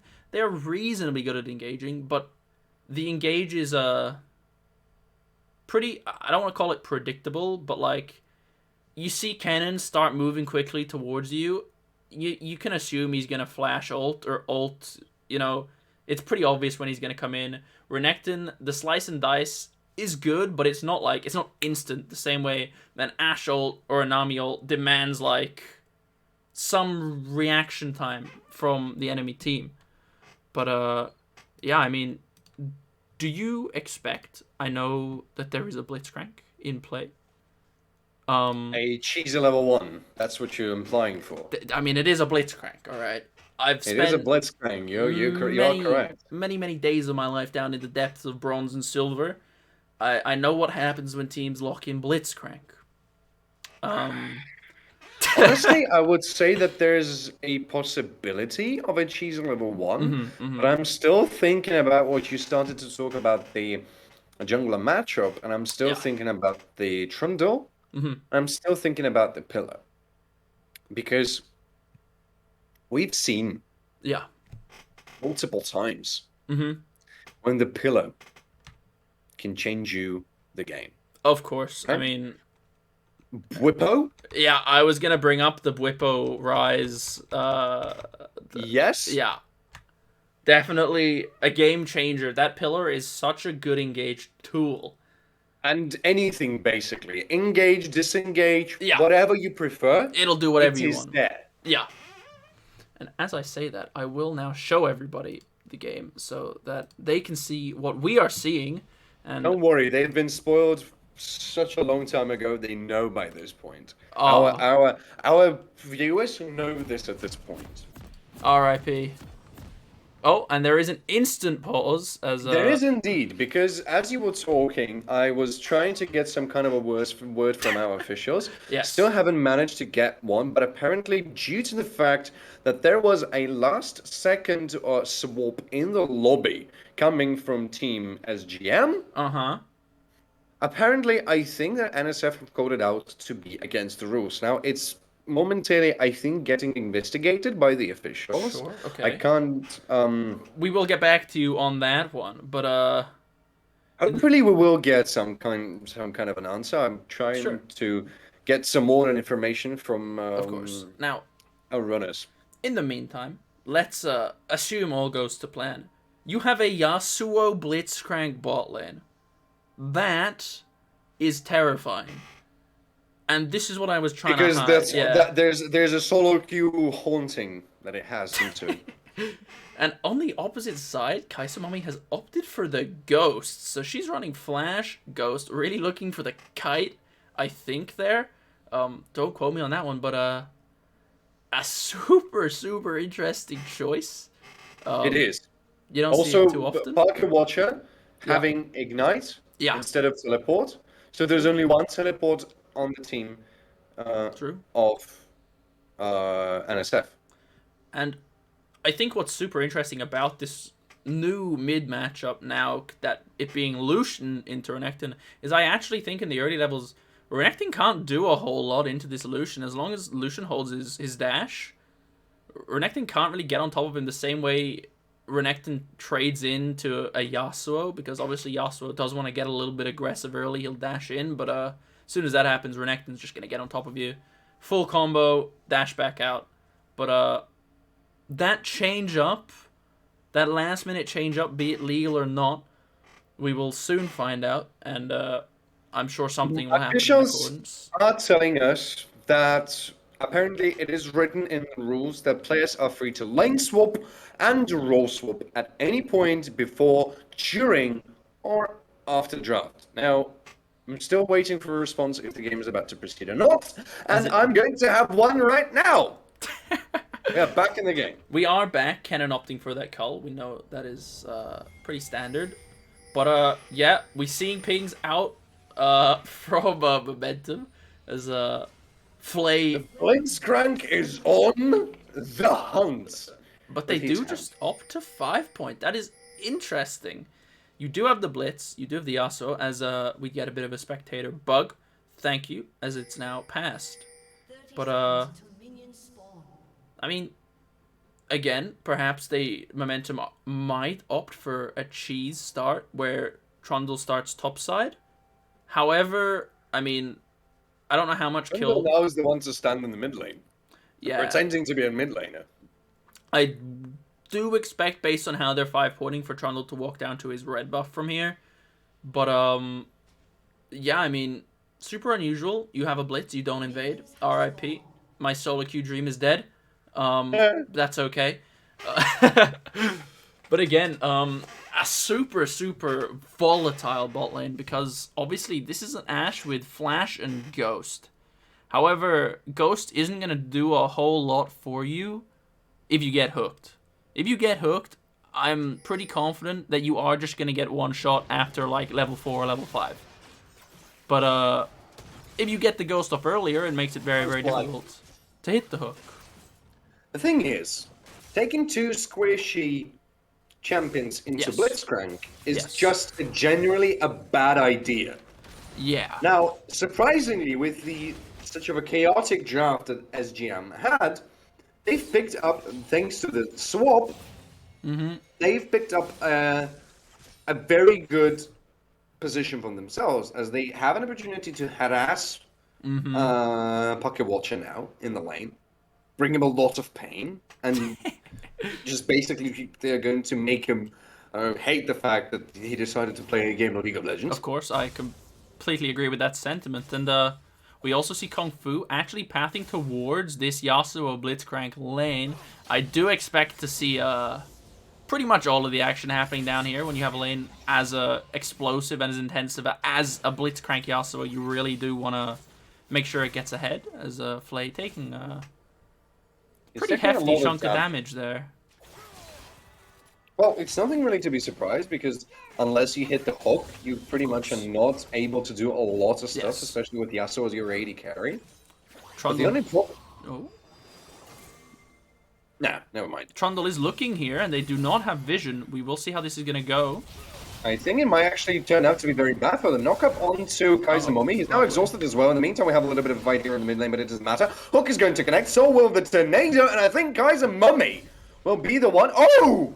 He's still running, but a flash into a fist right on your cheek will connect as the first blood will go over to play today. I mean, Momentum really looking to hand that kill over to Ben Tool, but just not barely getting it. Kazumami nearly getting out of there with that ghost, but Blitz just gonna flash punch to really secure that first blood, and now perhaps there's going to be a crossman flap, and probably from Luchesco. Stun is not going to connect, but the wave clear is very fast. You can't really do anything against Ruzu at this point. Yeah, I mean, I agree. I like the idea of a cross map, but they're on a ward. Rusuda's playing the weak side here extremely well, and A very aggressive flash forward. Slice and Dice is going to be used as well. Good damage. Wow. Parker Watcher is going to find himself a solo kill. Xandar is getting a little bit too comfortable there in that lane. You know, Parker Watcher has all of his abilities up. He has his flash and just completely turns that around out of nowhere.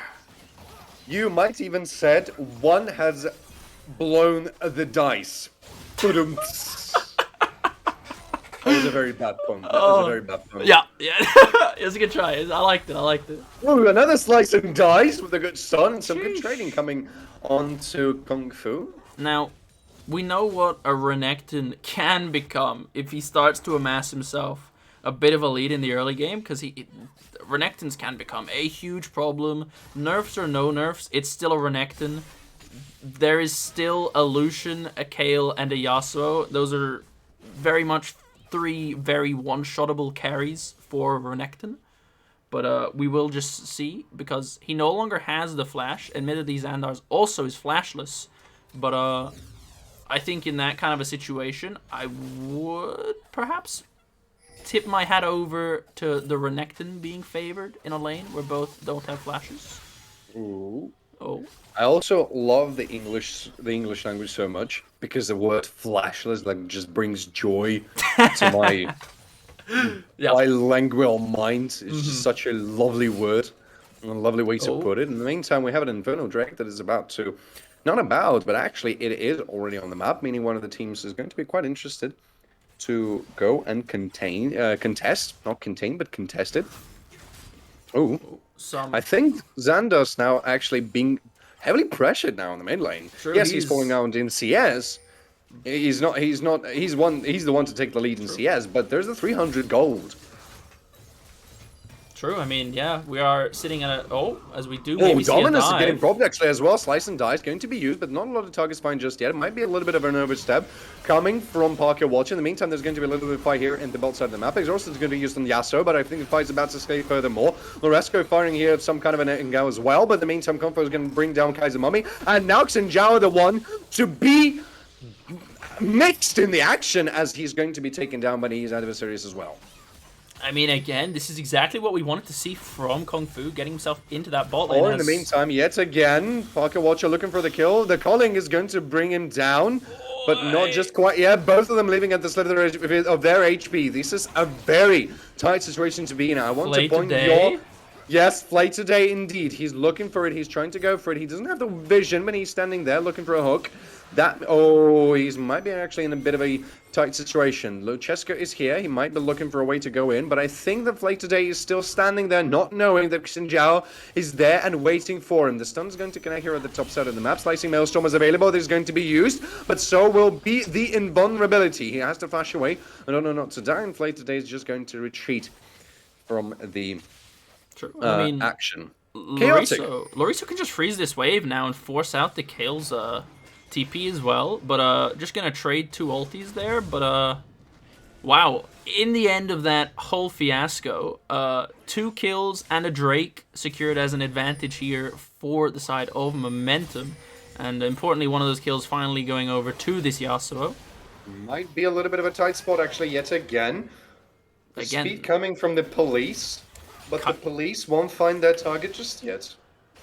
NSF's bot lane are just finding themselves permanently pushed up the fight's here. about actually to escalate. The troll is coming in, but I don't think that anybody wants to pick up a fight just yet. There's no I don't think there's Dominus available, not just yet. Not just yet, almost though. And the culling as well, so that means there's not really a lot of tools to fight in, but the great trading coming here from Parker Watcher as well. The Hulk is not about to connect. He's going to play with a few arrows coming Now, right to his knees.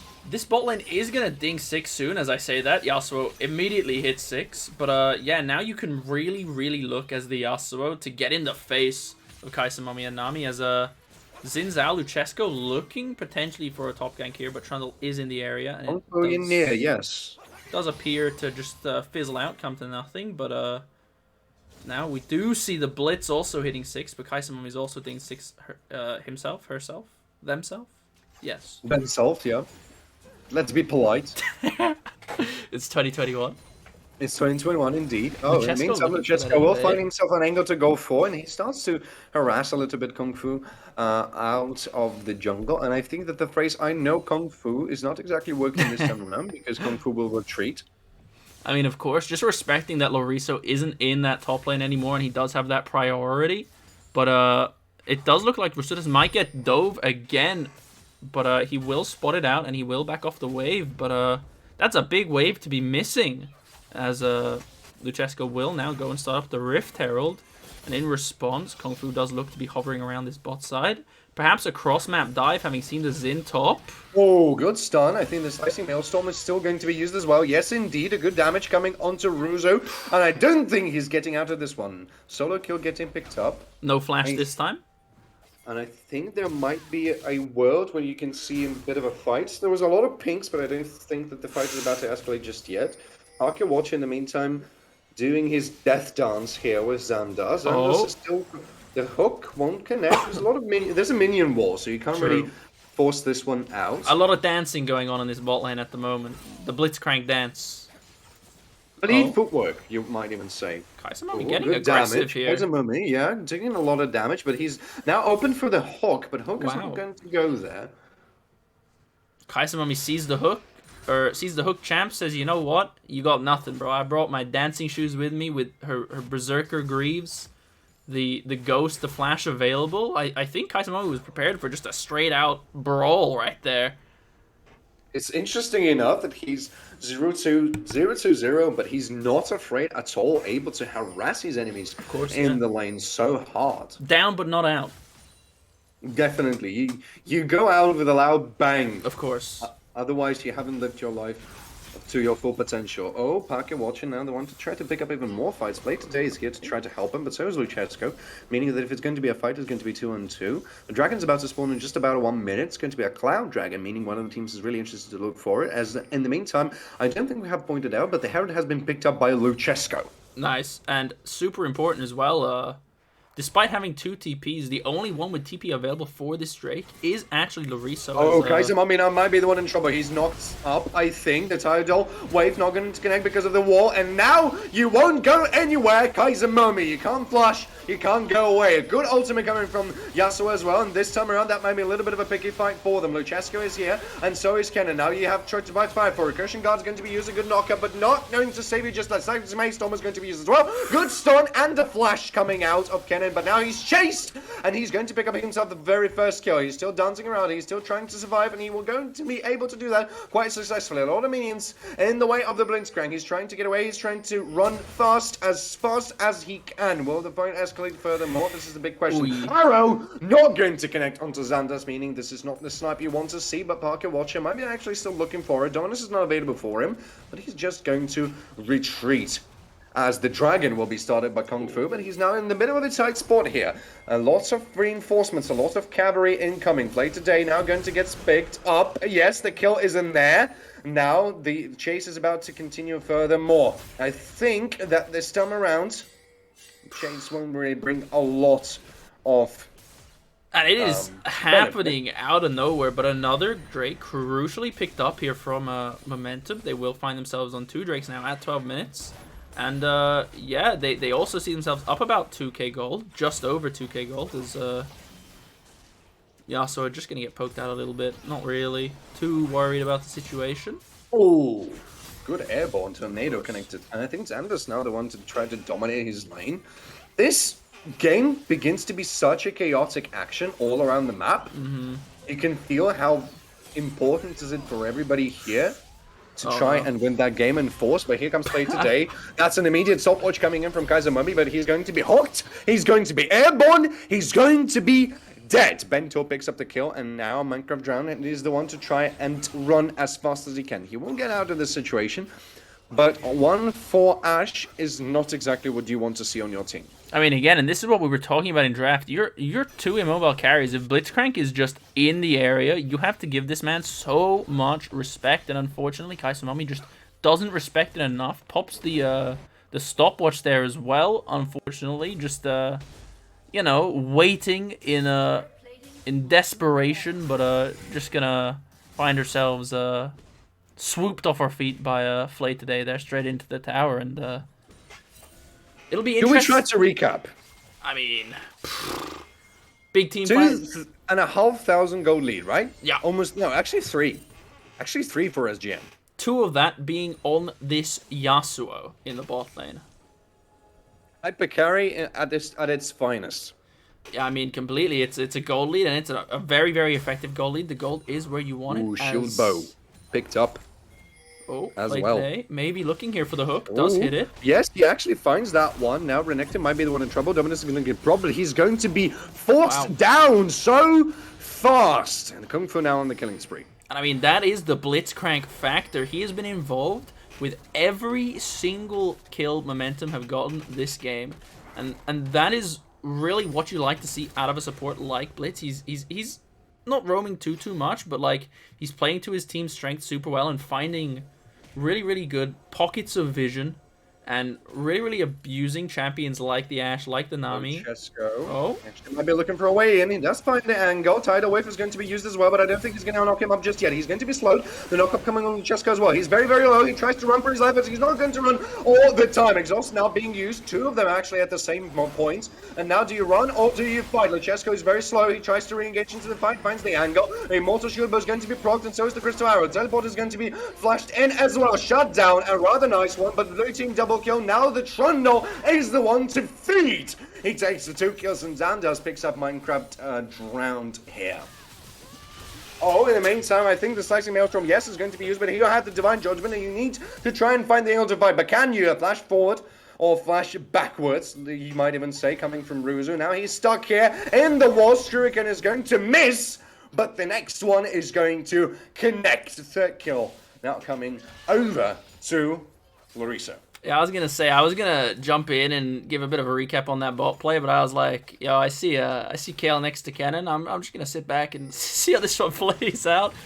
And as I say that... Hulk is going to connect onto Parker Watcher. He might not be able to get out. He knows it, and he's... Oh, strikes and dies! Gets him out! Now Luchescu's the one onto the offensive. He tries to take down Xandas as much as he can, but he has quite a little amount of HP. No, will get it! And Xandas will get himself a kill. Now Parker Watcher might be the one in trouble. That's a flash forward, and the kill slice and dice won't get you out of this one. Bentol takes down Renekton.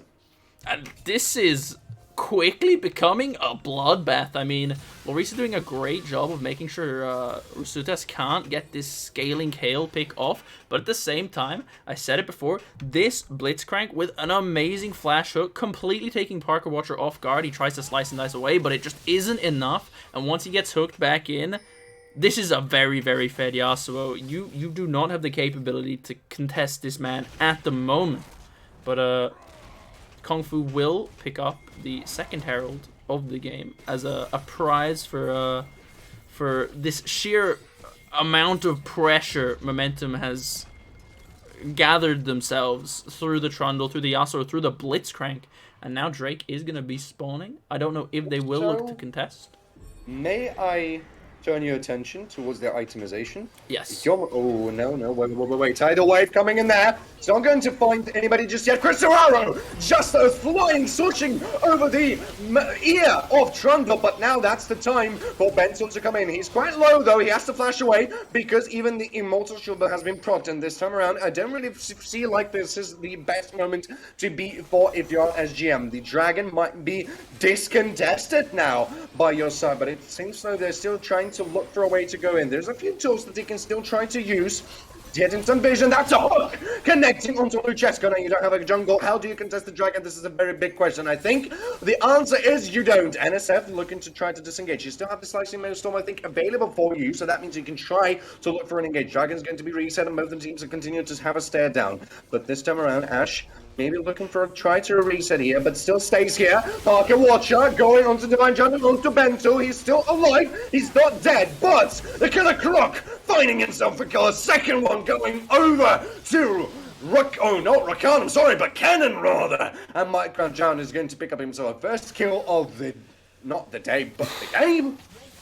As the Dragon will, in the end, go over to NSF. What a back and forward fight. We see that first.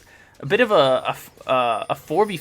Xandar's isn't there at the initial beginning of that fight where Kaisa, Mommy, and Minecraft Drown both get their ultis off, just barely missing onto Kung Fu, but as the fight goes on, both teams walk down into the river. Blitzcrank finds an amazing hook onto Luchesco, and now you're a team without a jungler. How are you supposed to contest this Drake? But Parker Watcher creating a great engage that was just as beautifully followed up by Loriso.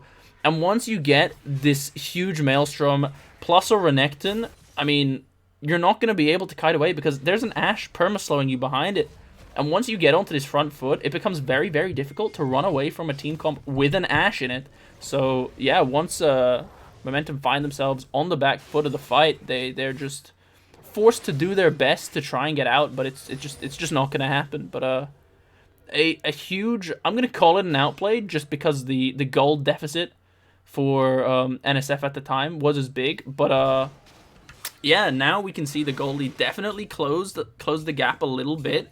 Kaisa Mommy, 3,500, yeah, but Kaisa Mommy coming back into maybe touching distance of Ben, and the same can be said of Luchesco Xin Zhao. But other than on the AD carry in the jungle, we actually see quite a sizable lead for Loriso up in this top lane, and I think this is definitely a huge win condition for the side of Forsaken, but at the same time, it's still a Kayle. She could go 0-10-0. She hits 16. You've still got a problem. Yeah, both teams. Also, with the Divine Judgment that you have on your hands, this is something that you really need to count with, and you have to know that we need to play around this. As I said, I feel like Xandas might be in a bit of a trouble. That's a Slicing Maelstrom used here as well. And a solo kill for Loriso, just like that. I don't think anyone can match this cannon at the moment. Blitzcrank is fishing for hooks. They will spot out Ashe. Yes, they will spot out Kaiser Mummy, but they are now getting surrounded to be, maybe not even surrounded, maybe even met head-on. The bubble will connect. Meaning, if you want to pick up a fight, you can try to do that, but Loriso is quite far. He has his teleport, so he can try to go for it. And the chase is still about to continue. Bento looking for a good flanking maneuver, but the bubble will stop him here, rather. It's still 4-on-4, so if you really want to look for the fight, you can go for it. But in the meantime, the blue turret has been destroyed. That's the turret on the bot side of the map, leaving a lot of pressure potential now for your team. Kaiser Mobi now might be the one in trouble, but he says, nah, I'm gonna go. Thank you very much, as the Baron will be started here. I mean, we saw it again last game. These Baron sneaks Momentum do like to try their luck a little bit. Luchesco now looking for a way in. Found. Ooh, Hawk is not going to connect. Dominus is getting procced by Parker Watcher, and the fight is about to continue. Yes, you are getting silenced, but you're still having your potential to fight. But the Killer Croc has been picked up. Luchesco had to flash away in order not to die in this particular situation. Kaiser Mummy has to flash away too, and even drops the Ghost. Now he's the one on the chase, but he's not going to find anybody just yet. Not Minecraft Mummy, but Minecraft Drowned is looking for somebody. The Chinadus is flying everywhere around this moment, but I think you have stopped the Baron quite successfully. Maybe though, maybe SGM are looking to re-engage onto it. Perhaps Kung Fu not quite done yet. They do have the pillar available. So, the pillar and the airborne combined with the last breath. Yes, the Slicing Maelstrom has been used with the Zonias, but you can't really do anything about that. The shutdown is here onto Flay today, and the Baron is going to be started. Can you contest it? Can you try to contest it, or you can try to steal it? This is the basic question. Luchesco is still sitting there, he's still waiting, might be waiting for an opening, but the Baron is going down relatively fast, and he will go down just about now. Blue team has slain the dragon. Luchesco is still sitting and waiting. Forsaken, after, you know, the unfortunate Loriso getting caught out there by that Trundle pillar, they are just going to opt to push mid, as there is a pause to come out, but I guess in the meantime, yeah, I mean... Might be a connection issue happening for Luchesco, I think, because he was still, like, standing still. Perhaps, but, yeah, I mean, a great job of really enabling this Yasuo to pop off in this game, because Trundle Pillar is so crucial and so, like, I don't want to say easy to hit, but it's much more reliable CC and a reliable knock-up than the Blitz Hook is. Again, that's not to say Blitz is doing a bad job. He's got 14 out of 16 KP. I don't think anyone can say that this man is having a bad day on the Blitzcrank. Oh, definitely not. But yeah, I mean, it's just looking like Momentum are taking their time, and they're looking for these Blitz hooks, these Trundle Pillars to really just slowly pick off the members of NSF, just one by one. You know, the Blitz hook, anything into a Yasuo ult. If your team isn't like imminent, like right behind you, you have no means to walk up and to stop Yasuo, Blitzcrank, and Trundle from one-shotting whoever it is they've just hooked. But yeah, exactly that happening, and unfortunate that Blitzcrank was actually the recipient of the cannon shutdown. But oh yeah, I'm sure that none of his teammates mind. There's no such thing as a kill stolen, only a kill secured. That's what I believe, truly. It still was a pretty bloody game, I would say, with having 28 kills over 22 minutes. I mean, of so course. I would say that despite the heavy deficit for NSF, which is at this point is almost 5,000 gold, they still can find a way to go in just based on the fact that there is a few angles that you can actually make it work. We've seen it just like at the fight for the dragon, right? Because we've seen that despite the fact that NSF were 4 against 5, they found their way in, they've decimated the enemy team and took the dragon. You need to be extremely careful of this cannon, especially when he has flash. It's almost up. I'm not entirely sure when it'll be up. Maybe another 20-30 seconds, but once that flash has come back off cooldown, if Loriso can find his way into a back of a team fight and get an ult off, he is still 6-1. He still rivals the richest of Momentum for gold. And there is still a huge potential for him to absolutely blow up the Yasuo, the Lucian, the Kayle, because as rich as they are, and even though 2 of them do have the goodness, what is that item called? The Immortal Shield Bow. There you go. Yep. You're still a 6-1 cannon. Like, even if you don't straight up 100-0 them, as long as you get them running away, you have an Ashe, you have a Nami, you have a Renekton, and you have a Xin Zhao. Yeah, and the game does restart. It does appear that that issue has resolved itself as we return to Momentum just off getting the Baron. I do expect to see them get the mid priority, get bot priority, and really play towards this Drake, because if they do get this Drake, it is soul point for them. And I mean, again, I think NSF disagree, and they want, like, you know, we don't want you to go to the soul point. The Baron is at their hands. This is true, but you can still try to look for an angle to go in. I mean, this Forsaken team has a lot of upfront just CC. So if you can catch someone face checking a brush, and Yasuo maybe isn't quick enough with the wind wall, you can definitely one-shot someone. As Loriso now is perhaps looking for that flank angle, as the rest of his team will get spotted out in the river. Both teams, yes, indeed, starting the dance. And that's a lot of spotting as well. Yeah. And it seems like everybody tries to use as much vision as they can. Look at the cannon, though. The flank is real. The flank potential is real. Luchesco now forcing everybody out. He even gets in with a quite aggressive... Oh my god! The slicing maelstrom! The Christian guard! But a fight is still actually escalating. That might not be enough. 2 kills have been picked up now by SGM, and they continue to look forward. Kung Fu now chasing down Nami. It's sushi on the menu! Now Kaizimomi trying to flash, but won't get anybody down. And the Killer Croc will be slaughtered as well, as sushi still not on the menu, but SGM have the dragon meat on the menu. I mean, Larissa with an absolutely huge slicing maelstrom. Unfortunately, his team just doesn't have the ability to back it up. And in these extended fights, the Yasuo, the Lucian, the Kayle do a great job as well.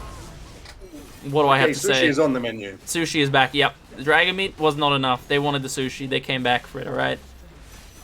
No one ever said no to seconds. Delivery service. The inhibitor will not get picked up just yet, and now Lucheska finds an angle to go and try to go for it, but Trundle is here, and with the help of the Divine Judge, they will take the first kill, but now Larissa is now on the chase. Gets a good stun and some good arrows flying now and there. Let's see if they can do anything about this. That's a good spray of arrows, and they will take down Play today. But here comes the calling, as Kaiser Momi will join his teammates on the fountain. That's a double kill, meaning that there's not going to be an, how do you put it, an electrical hamster, if I recall correctly. The electro hamster, yeah, unfortunately. An electro hamster, indeed. Now, Killer Croc, alongside with Minecraft Drowned, they need to try and find the way how to stop the siege. But the siege of Winterfell is about to continue and escalate furthermore. Now you have at least some kind of reinforcements, and the general is about to join you as well, as the first siege will begin. But also will stop at the very same second. The pillar will stop the Killer Croc just yet. Luchescu is still finding a way how to go in, but he's going to get exhausted. The tidal wave is not going to be stopped because of the wall. And the perfect knock-up coming from Bentul, meaning you can continue to go on with the chase. That's the second kill picked up by SGM, and they continue to try and find more and more picks and kills now and then. The Crystal Arrow is going to get down Xander's now. A second stone landing in there. That's a chain CC, and you can't really do anything about that. That's a shutdown coming the way of SGM. A great siege will break down just for now. I mean, a great find there from Kaisamami with the enchanted Crystal Arrow. Xandar's just not able to dash out of the way of that one, but the initial fight, a little bit of a question mark for me. I mean, you're 3, they're 4, they're up 10k gold. Even in a 4v4 and a 5v4, it becomes very, very difficult for you to win these team fights, and I think perhaps they were banking on an Ashe respawning and sending that Crystal Arrow down bot, but as soon as Minecraft Drown sends in the tidal wave and Yasuo wind walls it becomes very, very difficult because you're out of CC, you're out of engage, and I mean, you're fighting a very fed Yasuo, an extremely fed Trundle, who's actually still yet to die. He is a bit of an unkillable god here in this game, and an immortal troll. An immortal, yes, he will troll forevermore. But yeah, yes, how do you call this? Frost? Are they frost trolls in Scandinavian mythology? I think so. Don't quote me on that. I think so. Quote by Brady. Oh, I'll never live it down. That's what I get for saying it on stream. R.I.P. But yeah, I mean, Baron is gonna be spawning fairly shortly, the next 40 seconds. So but so will the dragon. I mean, yeah, of course, and it is soul points. So Forsaken are probably gonna be forced down into this river, bot side that is. But I don't know if they have the means, have the money to fight off momentum at this point in the game. I mean, yes, you still have the cannon. He is 3 items. He does have a huge ability to burst an entire team. He's picked up his Void Staff, but it is crucial that the follow-up from his team is there. So they will look to meet each other here. Kung Fu might get caught out.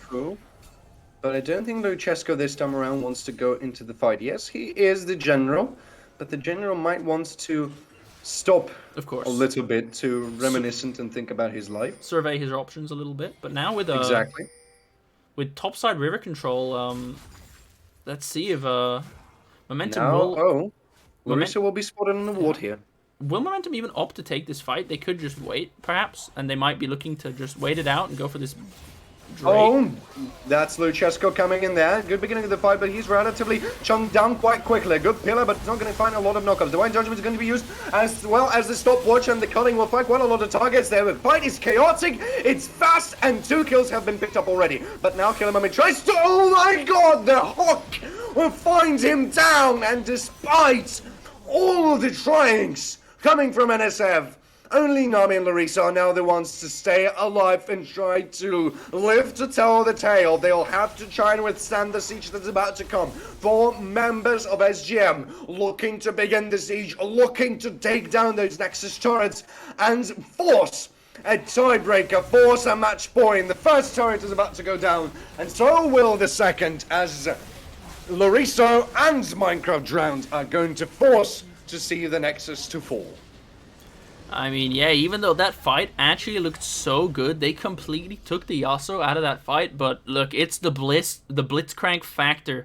Kaisamami just getting a little bit ahead of himself, and Blitzcrank, he drew the line in the sand. Kaisamami crossed it, and do I need to say anything more? Hooked, you are not getting away from, I'm not going to say a late game Kale, but it's a 2-item Kale.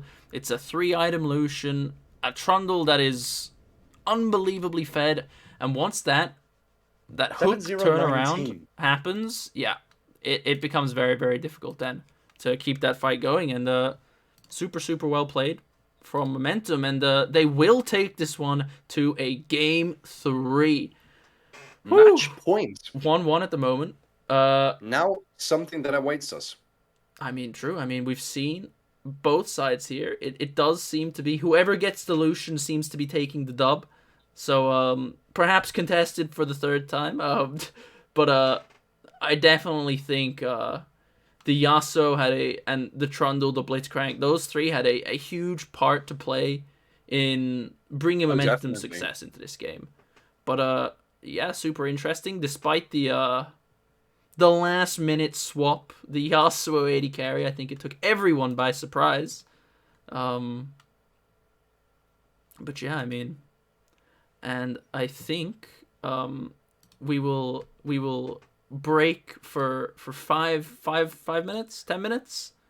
5 minutes for the best, I would say so, because I am extremely hyped to see the progression of this series. By far, a banger. Let's see what kind of a banger will be Game 3, ladies and gentlemen. NSF against SGM to fight their way towards the finals of the Supreme League Europe. It's 1-1 match point.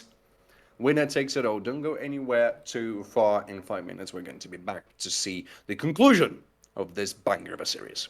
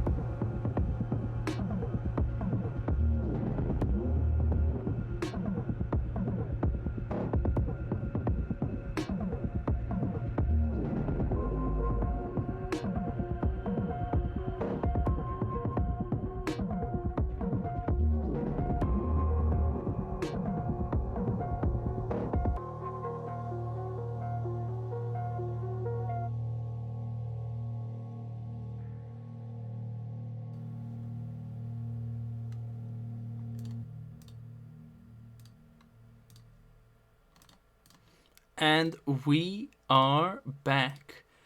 Woof. Yes, we are back. Hello, hello, hello. Yeah, it's 1-1 Momentum versus NSF. Forsaken here. We are heading into a game 3, a final game of the series. So playoff format. Losers finds their way into the lower bracket of the tournament, while the winner moves on one step Are you closer to gonna pull glory. off the explanation like the ones they've heard a little bit before? The loser semifinals and stuff like that. Oh, I mean, without getting into too much detail, yes, The one that cracked me behind the curtains of the on air. we have our winners bracket and we have our losers bracket. Don't Obviously, start. oh, Don't start. I mean, Now, important thing to say, we have the change. And oh, drafts are already in, my friend. Come on. I know we're on it today. Like, We're on it. sheesh. Energy Forsaken now on the blue side, Momentum now on the red. So we have first picks, Lulu and Graves, as the bands have altered just a little bit. We've got Aurelia, Elysian, and Sheesh. Thunder Band on the blue side of the map, and we have Viego, Lucian, and Camille Band on the red side of the map. Boom! Yeah, that is yeah, planned. Also, can I ask you to For make yeah, myself... I got you. I got you. I got yeah, you. thank you very much. Say less, brother. I agree. Yeah. Leona now getting picked up for the SG Momentum. This is a heavy... Ooh, come now! The Lulu Cog. I mean, this is the first game Lulu's made it through. Wait, not. Perhaps not. Not fully decided yet. Not yet. Drum roll. We're waiting. Is it gonna be Cog? It is Yes, gonna it be is. the Cogma. The Lulu Cogma into the Leona though. There are very many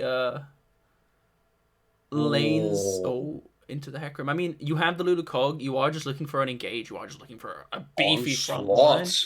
Onslaught of the Shadows might make an appearance here in the Summoner's Rift. I apparently got a little bit more posh Yeah, as I see it. but yeah, I Interesting mean, drafts actually, because of the fact that how bands have altered for the game 3. We see a lot of respect getting paid to both teams. true. I mean, Momentum tired of Lucian always winning, so they just opted to completely ban it. So the game is up in arms as far as I'm concerned. No Lucian, I'm kind of lost. But the Leona MF might be good, but they might not opt for it. They do, however, maybe the Kai'Sa here. They might opt to just go for that full dive comp with the Leona. Kai'Sa I can... love the Kaiser just because I love the True. feel of the champion. Oh, Oh. they're just going for The unstoppable force meeting the immovable object. I think Momentum are really just looking to draft the Cog Killer draft, while Forsaken might be trying to piece together a bit of a protect the AD carry comp. However, you do have the Hecarim, who, while not as strong as he used to be, I know earlier on in the season he was particularly troublesome, but yeah, I would expect to see Forsaken to start to pick off these more dive-focused champions as you are playing the Lulu Kog'Maw. But yeah, I mean, Cannon is going to be banned right away, and yeah. here comes the Malphite. I think that might have been a bit of a like you've got leak your Malphite, Bit of a but you giveaway. picked Kai'Sa. Yeah. Yeah, that might have been a giveaway or a mind game. That Yeah, depends. maybe Momentum wanted Malphite banned. That was the strategy all along. Yes. Cannon also something very crucial that you ban away. Also, ban comes from Silas, Okay. meaning there's a potential Twisted Fate incoming. But Oh. no, it might be actually Fiora instead of Silas. And Tom Kinch would be the last ban. I mean, you can still go Twisted Fate if you want to, but you don't really want to give that away with the course. possibility of an open Silas. Oh well, they are just gonna blind the Silas. And I mean, the Unstoppable Onslaught, the I can't remember what Lulu's ultimate is called, but Lulu's ultimate, Wild Growth. Wild Growth, two very potent ultis, but the Oh. perhaps Oh. a very very very aggressive Oh. pick here. Uh-huh. I wouldn't expect it considering you're blinding Jax. I mean, I don't know my top metas too well. But, That might be... No, it can't be. They're not entirely decided yet, but they do I seem can to. see the world Mm-hmm. where your Jax is going. It's going to be locked in. They Can do he pick go the mid? Jax. I mean, yeah, he can go mid. I mean, even Kog'Maw could go mid if you really want to spice things up. I mean, Momentum did some crazy stuff in draft last game. Forsaken might take the lead there and do some crazy stuff themselves. Like, I mean, but oh, they do opt for the safer Orianna pick into the Silas, and I mean, they've not, Shockwave might be a big game of course. changer I in the mean, team fights to come. but the my big question is, what are you playing into this Jax? Because obviously your red side, you have the true counter pick, the R5 pick, but the Camille and the Fiora are both gone. My Can you initial go set? maybe a set, maybe is Quinn worth picking? Um, that's a bit of That's a debatable. yeah, it's a bit of a question mark pick, You but can maybe go Nah. Nar, yes, I think Nar could be good. Jace might be an option as well. You can harass your Jax from some kind of a range at the very least. Top laners everywhere just cringing. They're like, "Yo, this pick is so good into Jack." Oh, but they are gonna decide to go for that Kale again. Now, what's important That is might be Kale mid, Silas top. potential. They Also, could switch it up whichever way they would prefer, but either way, I can't help but feel this is a very very difficult lane for the Kale to manage. both of them really. Yes. Now, they opted to play Kale top last time, and Xandar's was on that Lucian. But again, uh, having seen the man's solo queue performances, I am aware that he is very fond of Kale. Um, so perhaps they are going to put it mid this time. However, again, I think. I mean, it isn't every. I was going to say everything is about killing this Kog'Maw, but if you kill the Kog'Maw, you still have to deal with a Jax and a Hecarim. And even killing Kog'Maw in and of itself, wow, English, we got there in the end, is extremely difficult with the Orianna and with the Lulu. But I think mean, there's so many ways how you can try to play this out. mm-hmm, I have a bit of even a bit of a question of how you can actually try to play this around because Grace is. I mean, the main question is how do you rotate your Silas at KO at this point, right? yes, Because you've got Kale and you've got a Silas. You can try to think about what is the better mm-hmm, place for yes, you to be because it's a question where Kale gets the most harassed. Because mm-hmm, can she fight melee into Jax before she hits the level 6? Not really. no, I Can mean she fight into Oriana before he takes the level 6? not Not really, really but I have a feeling it's not going to be as bad. bad Yeah, as going into Jax. I agree, but I also think drafting this Kaisa into Kog'Maw. Yes, you have a Leona, but early levels, it's gonna be very, very difficult for Kaisa to close the gap. Yes, you have a Leona for engage, but you also have a Lulu for disengage and for like that sustained upfront damage. Like Kog'Maw's gonna press his W, and he's gonna be very hard for Kaisa to return a trade like that unless like when Momentum are I mean, committing to an all in, it's fine. as soon as you hit your killer Yeah. instinct, you're going to be much in a Yes. much better one Hundred spot. percent. But I'm However, concerned about this Leona. This is like the concern. yes. I mean, Leona can go in and CC Kog'Maw, right? And Kai'Sa's going to jump in on top of that. That is Yes. fine early game. That is fine mid game. Provided they have the burst to kill Kog'Maw through Lulu. That's no problem. But in the later stages of this game, in just a straight up 5v5 brawl, yes, you kill the Kog'Maw, but I feel like that's going to be the least of your problems if you're hard focusing him, because you still have a late game Jax, a late game Orianna, Hecarim for engage. It is a I mean, late game Jax can be answered with the late game KO, of right? course, Because yes, it's two very hard scaling champions. They can pretty much beat the life yeah, out of each other. of course, and be very happy with that. It's just like two people Yeah, standing. they It's just just slap two each people. other. One got a lantern, the second one got two swords, Yeah, and they're just basically standing there and punching each other in the face. true. But So I can see a world when it can happen. But my big concern at this moment is how do you rotate as SG Momentum? How do you yeah, rotate yourself around the pick that Forsaken has? Because if let's look at the ultimates, all right? Let's look at the of amount of course. ultimates that can change the game.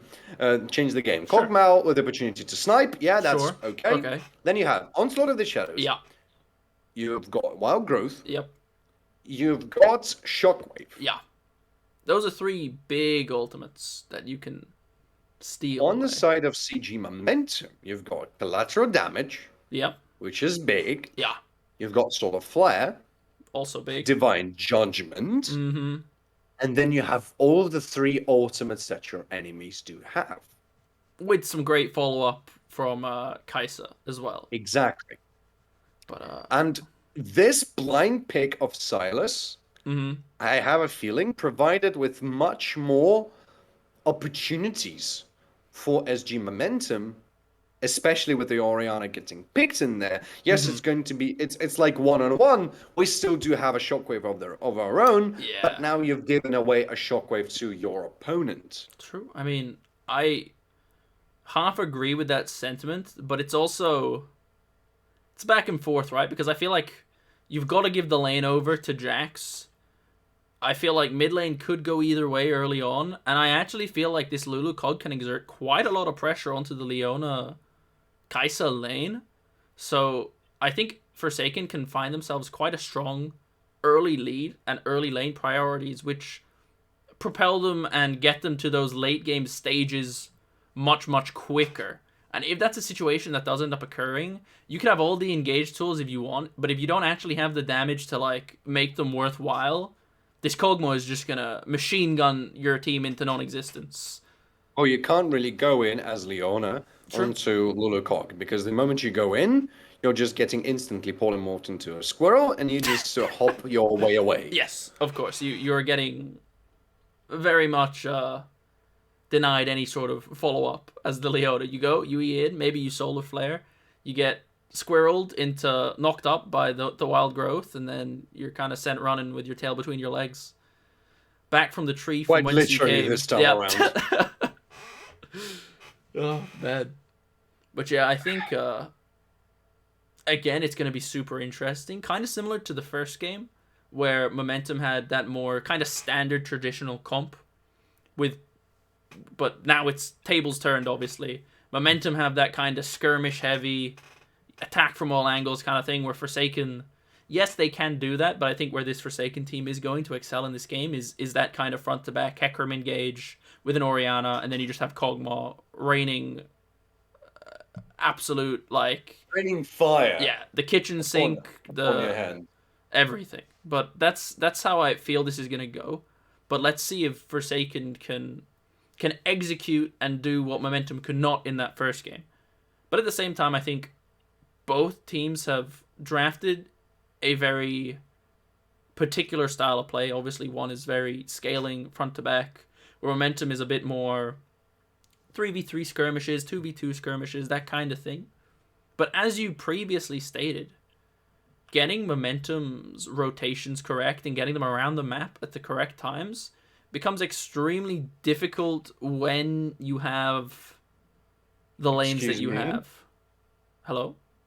I'm looking at the draft. I've just seen Kaiser getting picked up by Xanders, and I'm looking there very carefully. If We've they seen are this happen indeed going to before. Get rotate. No, they won't rotate it this time around. Okay, we're, No. we're good. We're good. Whew. We're good.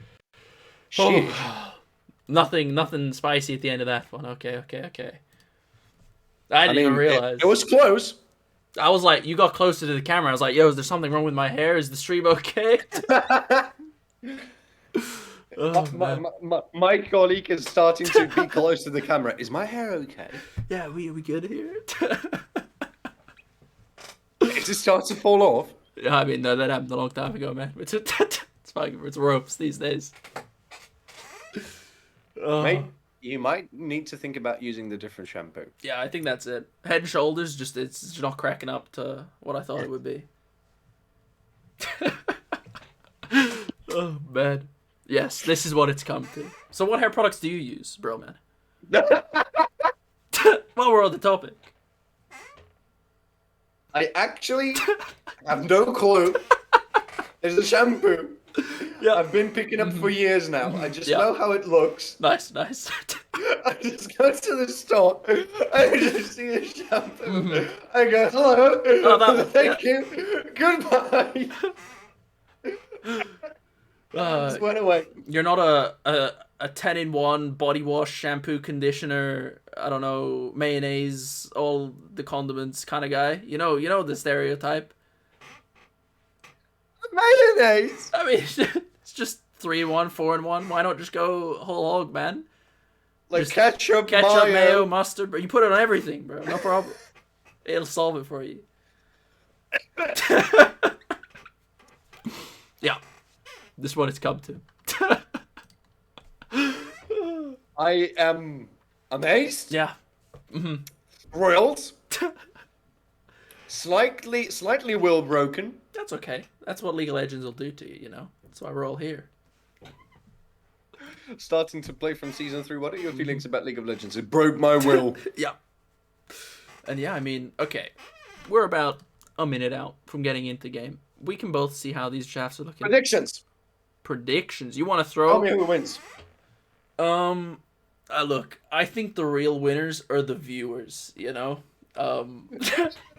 Don't go on me with this cast that's not cursing anybody. I want a fair prediction out of you. Who wins? I think it's over in 37 minutes, and I think it's gonna be. I'm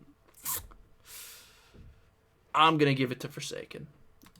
There you go. For the sake of not being biased, Yeah. I'm gonna go with SG Momentum. I like it. Yo, give me a So time. that If we're gonna predict it, there's gotta be a time too, right? 31 minutes, 31 minutes. Okay. 53 seconds. I raise you, good sir. Gosh. Just. I remove my hat. Well, best of luck. I hope everyone gambled their points wisely on this game now that we've given our predictions as well. Ladies and gentlemen, don't forget not to bleed cheaps on that one, alright? Oh, yeah, of course. Because everyone knows I'm correct. Just bank all your money on my prediction. You'll be fine. I got you, boys. Is it like Team Iron Man, Team Captain America over here? Is that what this is? Who is Iron Man, who's Captain America? I mean, judging the fact that you have a beard, you're going to Sure. be Team Captain. Yeah. Wait. Yes. Yes. Yep, see? Up. Yeah. That was Yeah. Okay. Cool. I like it. And I'm having a different type of jacket. There's like Okay. these trendy ones, meaning I'm Tony. Yeah. Okay. Yeah. Sure. I believe it. And Ladies and gentlemen, with that very interesting moment of advertising a product of the Disney and Marvel company, that of course wasn't paid for it. Oh no. We just do our bit. Exactly. Yeah. We are popularizing the pop culture. As the announcer has just stated, ladies and gentlemen, welcome to the Summoner's Rift for the last game of today's series. Whew. I mean, yeah, loser down into the losers bracket. If I'm not mistaken, the loser of this game will go on to... I'm not too sure. I'll have to double check that one after the game, but no worries. Let's focus on the here, the now. Game 3, it is one apiece. Momentum versus Forsaken. Who is going to take this win? Both teams opting for a 5-point start as Kung Fu is really laying into Luchesco there. A bit of a jungle matchup in the mid lane, level 1. I mean, you can't really argue Yeah. with a shotgun. Yeah, I mean, you might It's a be a shotgun. horse, but he's a man with a gun. I mean, you might be a horse, a horseman, horse. Man, horse, And you might have what is that, a spear? Mm-hmm. An axe? Yeah, An axe blade? of course, yes. But I mean, But it's a shotgun. yeah, I mean, also, important question, is it horseman or man-horse? I'm more of a man-horse kind of guy myself. It's a pony. Okay. Ah, okay. Okay. Yeah. Thank you very much. I mean, both jugglers opting to start on the top side of the map here, perhaps playing for this Kog'Maw or this Kai'Sa. Looks like we're gonna get a lot of blood around the level 3 mark, around that 3-minute mark in the bot lane. Oh, mark you! Blood has already been spilled, and quite a lot of it. I would even, I would have to say, because there's a lot of HP that Bento is already losing in those little trades here at the bot side of the map. I mean, this is what Lulu Cog gives you. Like, with that W range and that Lulu shield, it becomes very difficult to trade. That's such a... Oh, level 2 has been hit quite early. Okay, here we go. A heal getting instantly popped here. And I think now might be a way to try to turn it around. Second level hasn't been yet hit. No by Kog'Maw, no by Lulu. Interesting that the Kog'Maw did opt for the heal instead of the cleanse into the Leona, but they will now spike level 2 and perhaps look for a trade back of themselves. As I would presume that Minecraft Drum, though, have taken a polymorph this time around, so you can't really go for it. Kung Fu looking mid will get spotted out by a ward. Still will inflict some nice damage. Bit of a trade, but Ghost. But here comes Ghost. Okay, that's a flash. Beating trade immediately, but there's... Oh my god! Come on, mate! Yes! Last auto brings him down! As now, Kung Fu, the one on the chase. I mean, yeah, he thought he was running in to get the catch of the Kung Fu, but... Oh! Flash forward, but the chains are going to miss. A little bit of damage! My goodness! Barely living, Parker Watcher. As the bot lane of... Are you able to be so calm? I mean, what we just witnessed was probably one of the most risky things we've seen in this. In the meantime, Kai'Sa might be looking for some kind of a pick over here. Gets a little bit of good trading. Kai'Sa now gets the kill! Despite the fact that today they managed to get in. In the meantime, we have a little bit of more fighting here at the bottom, mid side of the map. The fight's about to continue as Pony is now about to join the fight as well. But now this time around, maybe you think about retreating because Jax is making his way towards here. He doesn't have a real weapon, but he knows how to use this one. Now, I think SGM are looking to try to get out of the harm's way, but they're still looking to try and further punish Luchescu here, as he will take the Scuttle Crab and get away from the Hans May. And everything James May returns to its normal state. I mean, wow, normal what a state. Start. After that, you're talking about such a thing as normal state after that, right? Yeah. But look, an amazing all-in from the bot lane here of Forsaken, as we do see some more heavy trading going down, but nothing comes of it. But yeah, I mean, really taking advantage of the fact that Kai'Sa does not have a heal of her own.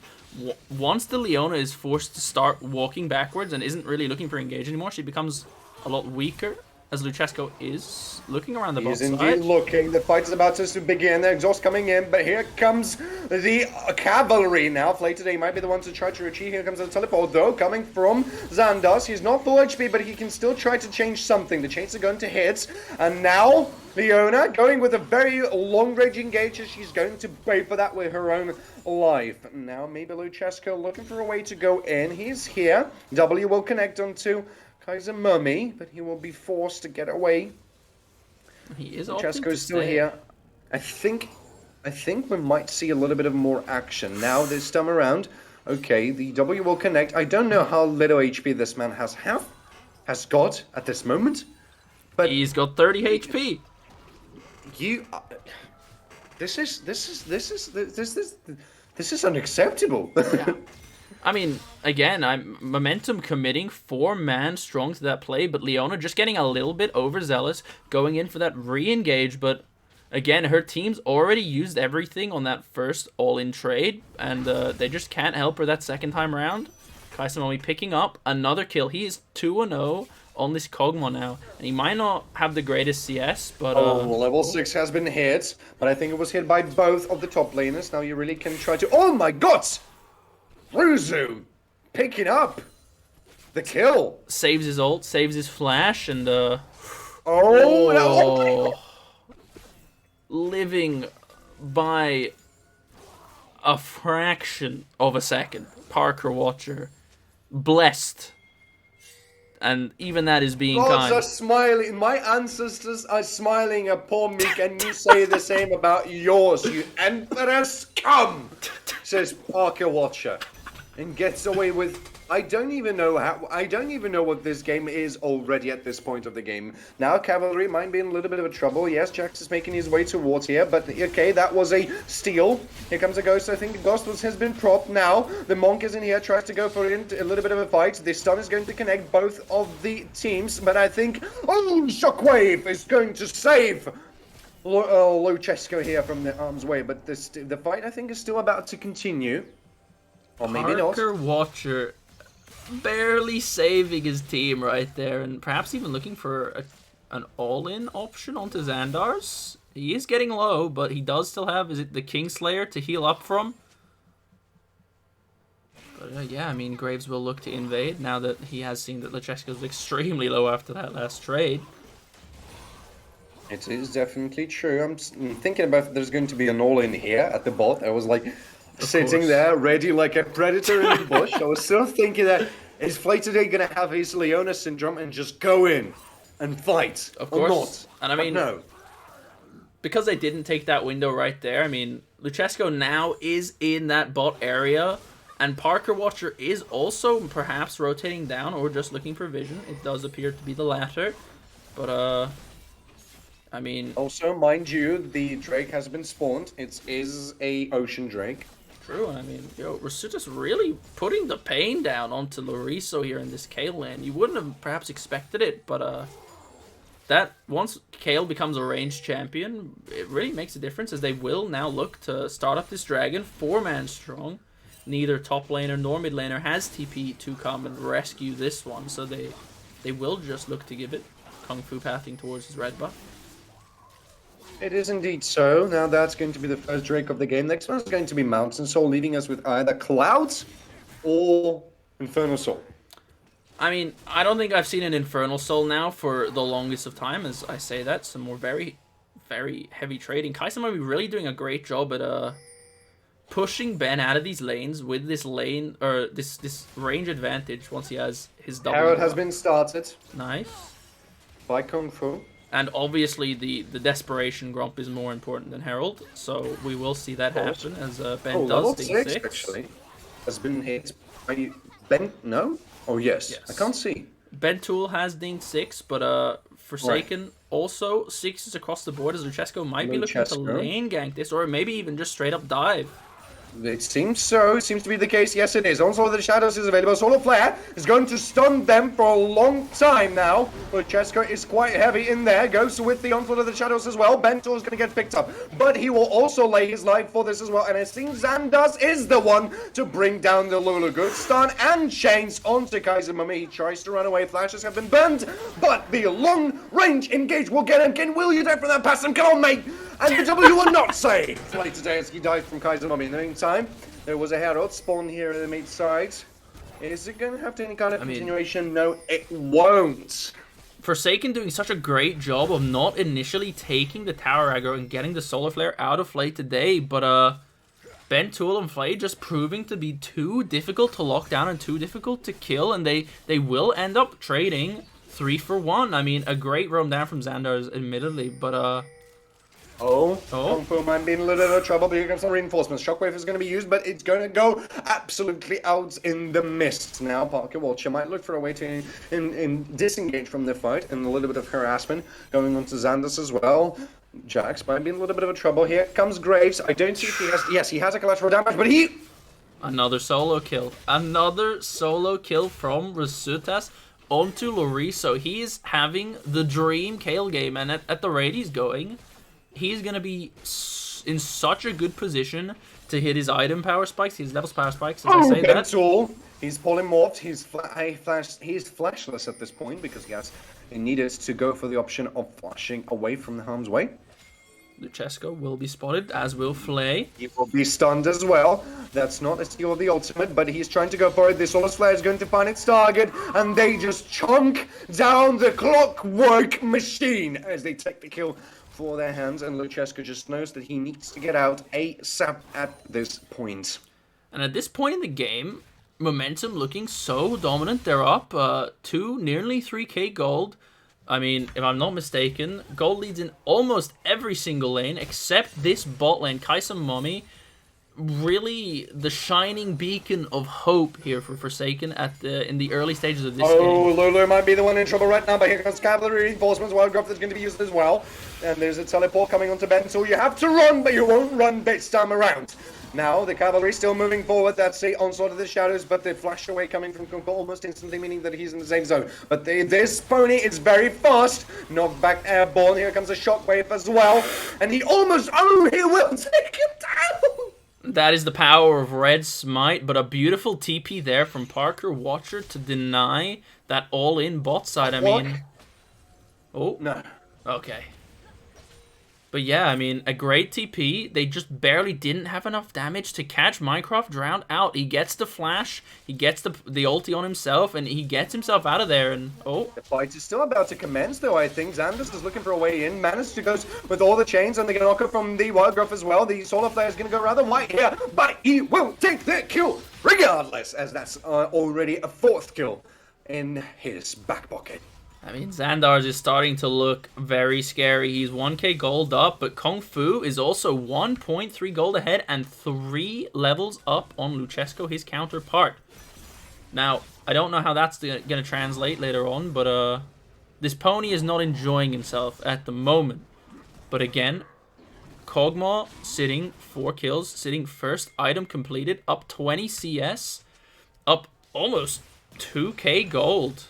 So, the gold lead only sitting at 2k, but a lot of weight resting on the shoulders of Kaisa Mommy this game. Indeed a lot. Items started to be completed. Now it's Winstead for Kog'Maw and Wits End as well, coming for Loriso, as on the team of the adversaries you have Everfrost getting picked up by Silas. Oh, Shockwave by Parker Watcher connecting. A few tower shots as well. Can you really go and fight for it? I don't really think so. This Kale is much more powerful than you wish it to be. But here comes Xander. Oh, no, Xander's but Kung Fu rather. And he is looking to bring down the Clockwork. Gets him with the Q, with the Ashes, and brings him down. Now the split push at the top side of the map is about to continue as the Drake has been picked up by SGM, if I'm not mistaken. Yeah. I mean, and we are going to have a Cloud Soul. It is a Cloud. I'm a bit sad it's not a Mount or an Infernal, sorry. But I mean, I just want to take a moment to talk about how strong this Kale is. She's up 2 levels on the solo laners of and us might be opting to look into to go in, but I think that the cavalry is way too close. I think there might be a fight escalating here at the river. Kaisa Mommy looking... Oh, Kung Fu might be in a bit of a trouble. These steal the ultimate onslaught of the shadows. Actually, great one! With the killer rings that have been used as well, and the wild growth as well. Everybody's fleeing, everybody's fighting, but the Kog'Maw is down. Here comes the Leona with a long ridge engaged. The fight's about to escape even further, as everybody is on the retreat. There's 5 members. Divine Judgment will have Xanders to go even further. That's a shutdown onto Kung Fu, meaning that you probably need to retreat at this point, but you've taken some kills, you've taken the tower, now you can retreat with the help of the Divine Judge. We were talking about how difficult it was going to be for these rotations to come off from Momentum, but they're doing a great job there of collapsing 5-man strong into this mid lane, not really losing a whole much. Yeah, they lose a little bit of sideways pressure, but I mean, Rasutas really doing a good job alongside Xandars with an amazing onslaught of the shadows. I mean, the two of them combining here in this game to just really do a great job of putting down some early pressure in a game where you perhaps wouldn't have really expected it, especially out of the Kale. Because obviously you have that late game scaling monster we know Kale to be, but it seems like he's really putting the work in. He's a monster already. Yeah. And it's not going to get any better for this top side of for Momentum with this. He's a mummy. Now maybe trying to opt for a way to chung down Ben too. Gets it rather nicely. Reminding Momentum that, hey, I'm still a Kog'Maw with 4 kills and an item and a half. Don't think you're out of the woods yet. The tower is getting pushed rather nicely here. I think that Luchesco is spotted here on a ward. He will be spotted now at the very least. Rasutas moved now down to the bottom lane to claim another outer tower, as it doesn't appear like Loriso can do too much in the way of contesting. But yeah, Play just looking for some vision control here. Drake is coming up in 2 minutes, but can never get enough vision control. As, yeah, I mean, bit of a lull right now. Kaisamami really looking to pressure this mid tower. He is indeed. He will not rest until this tower falls, but, now 2-man strong again in the mid lane, so we will jump down. The siege continues to go everywhere around the map. Yeah, you have the bot side tower, and you can see that Larissa is just not able to come even closer to that KO, knowing what she will do with him and what kind of a court case he will have, and what kind. I another think stab. that today. Yes, looking to go into there, but there's Solar Flare is not going to get there. Teleport being used by Larissa, that means the fight is about to escalate even further. A Shockwave, the Flea! I think this might be it for Forsaken. They've taken the first go, taken the second one, and the third as well, not losing anybody in the process. But here comes the Divine Judgmenta. She's falling off. Can she try to wiggle this one out? Takes one kill onto Cookmao, but the shot down goes to Larissa as Ace coming. I mean, yeah, even Parker Watcher up in the top lane, getting a solo kill, but a great job from Kaisamami to dodge out on the Solar Flare from Flay today, and just giving himself enough time to deal as much damage as he can. But this is the power of Kog'Maw, Lulu, and then, I mean, Jax is always going to be Jax. He's there to just clean up that last kill onto the Kayle and really gets himself back into this game. And after that play, the gold lead is back to, I mean, it's a 2k deficit at the moment, but that is definitely a huge improvement. And I mean, Kog'Maw building to the Ruby Crystal, it might be the as Larissa loses out on that fight. Yes, he is indeed. He might actually get chased in here a little bit further. The rest of the team is trying to catch up with him as much as they can, because the dragon is about to appear in just about 20 seconds. But the Herald now being taken in the meantime by Cheska at the different side of the map, and it seems like it's going to be actually trade of objectives. Picked up. Yep. Yeah, I mean, yep. A great job, good call there. But I think Kog'Maw is going to opt for the Iceborne Gauntlet build. I don't know if you've ever seen that, but yeah, this Kog'Maw is going to get particularly tanky if that's what I believe to be happening. We shall see. Xandar's, perhaps. Oh, perhaps. Shockwave is going to connect. Will be the onslaught that he shouted flashes over the wall. And that seems to be enough for Forsaken. They say, we've taken your cooldown. Now you walk around without the luxury of getting away. Top side tower is also about to fall, and nobody's about to contest it. As Forsaken are looking for their way to get back into the game. I mean, yeah, I completely agree, and they're going about it the right way. They trade the objective, they're fine, but they also take a tower on top of it and get that flash onto Xandar's.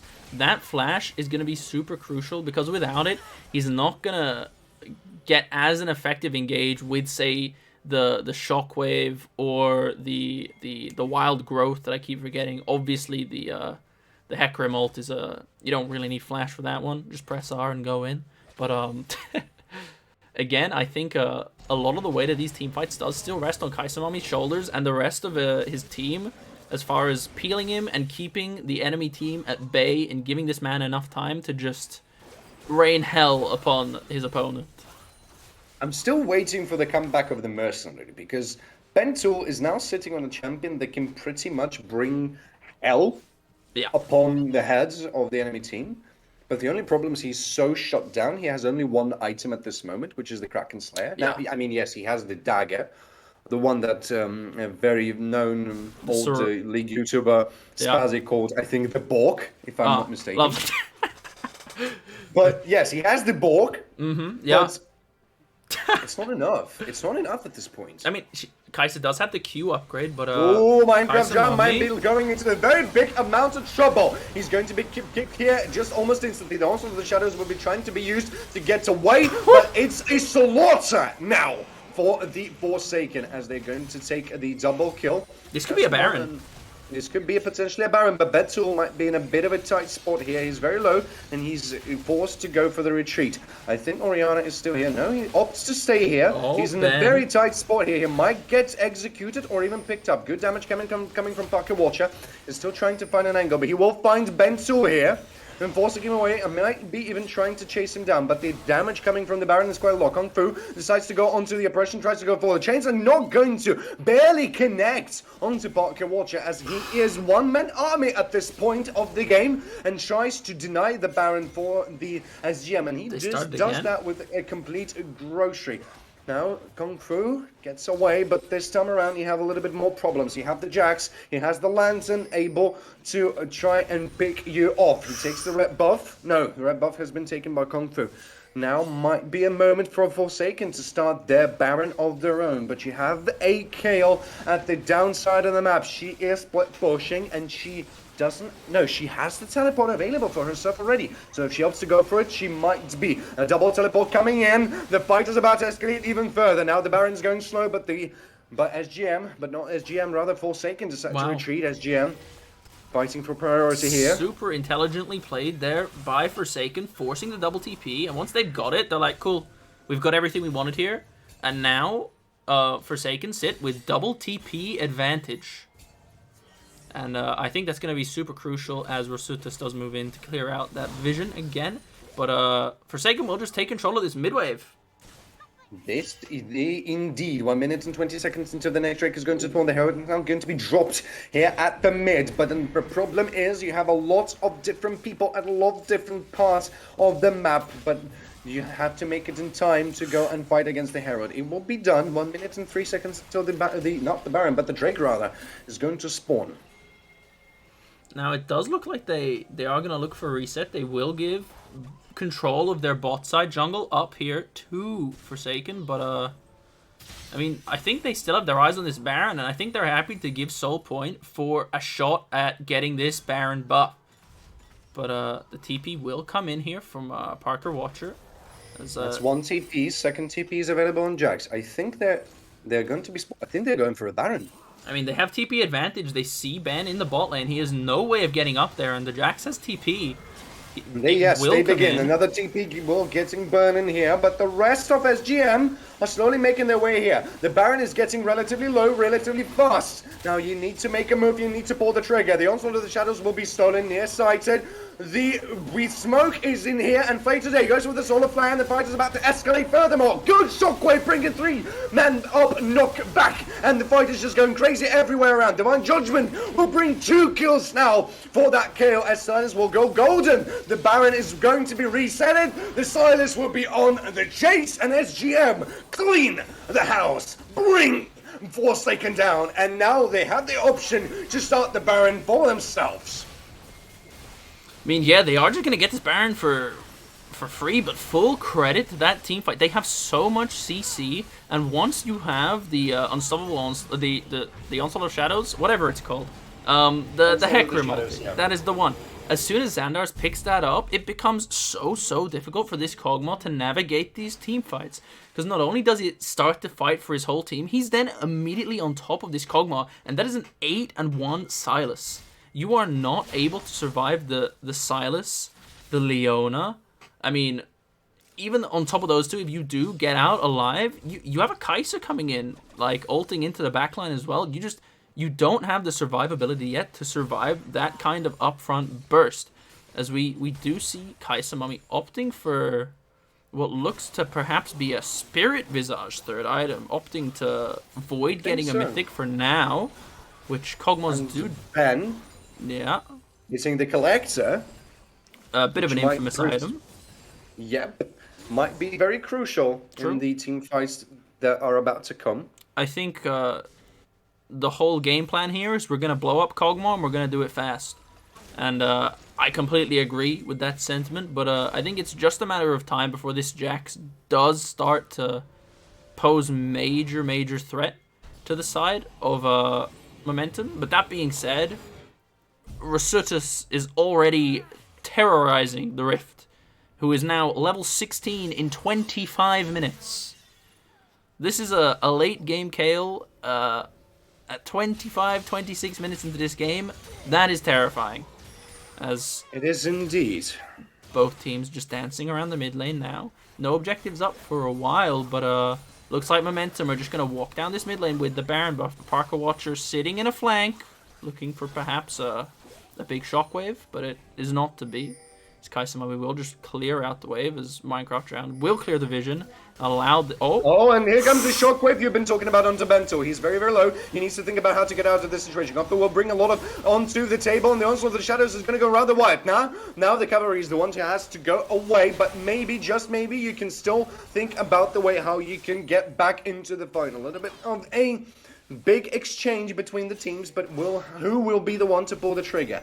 Don't forget, KO, now the one shoving in the top lane. That means that despite the fact that you've taken such a big amount of crucial cooldowns from an SGM, you need to take care of the fact that there's a KO, and she might not be able to get away in time. The Predator is on the hunt. It will be slow just a little bit. Whoa! A turnaround from Ruser brings him the kill, and now might be SGM, the ones that will go on to the oppression.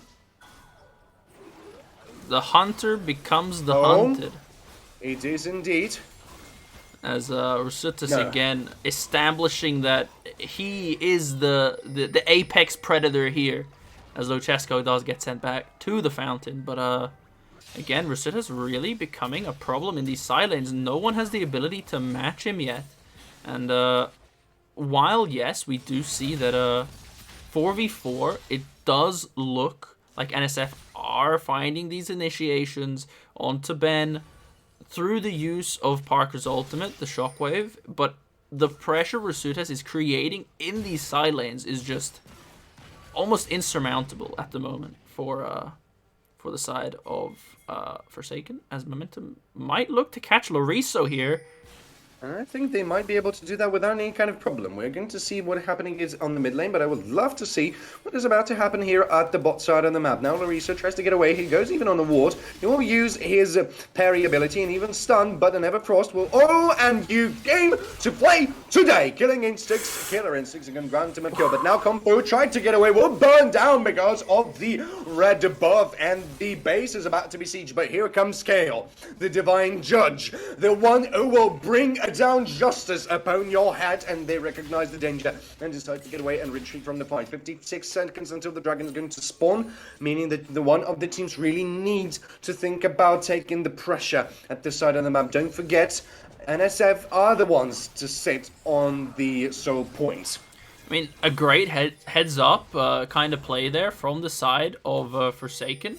Seeing that look, they're committing 3 to this bot. Let's just go down mid, and then Kung Fu getting a little bit over-aggressive. But Momentum now with this inner track, first track in onto the Drake. It is soul point for Forsaken, so Momentum are obliged to be here. But they have done their due diligence, and they have set this up properly. They have full vision control, and now it is going to be up to Forsaken to contest this vision, contest this space, and somehow work their way into this objective, as Parker will get seen in the tri-brush. Loriso opting to just split push top here. He does have the TP to join this fight, should he need to. But tension on the river is about to escalate furthermore. The dragon has been spawned, and Kung Fu is about to start there with a shotgun. Now the cavalry is still waiting in the bushes, but the dragon gets killed so instantly. Enough later with a flash forward goes onto the onslaught of the shadow, getting used just instantly, and the flash from Kaisermomi used as well to get out of the harm's way. But Luchesco getting bopped absolutely immediately, and Silas is still on the chase onto Kaisermomi. Goes very, very low, but uses the Divine Sundra, not the Sundra rather, but the Judgment and the stopwatch. But the Flay today gets the long range engagement, and now Lula is the one taken down. Xander's on the rampage and taken out as well. In the meantime, Kyle needs to go gold in order not to die here, but she comes back stronger than ever and takes the double kill as the Baron is about to spawn and go into the hands, perhaps, of Team SGM as they opt to start it to rain. I mean, yeah, rain. Almost a confused look there about Forsaken. They opt to send forth to this Drake to attempt to contest it, but Loriso isn't there. He's top. He's not committing his TP, but they go in anyway. They don't find the engage they're looking for, and once the Drake is gone, I mean, it's 5v4. Momentum say, you know what? We have numbers advantage here. We're going to look for this fight. And, I mean, this is a level 18 Kale. This Kaisa still has the means to back everything up. You can't disrespect the 4v5 at this stage in the game, because you will lose it. And there are catastrophic consequences to losing a team fight this late into the game.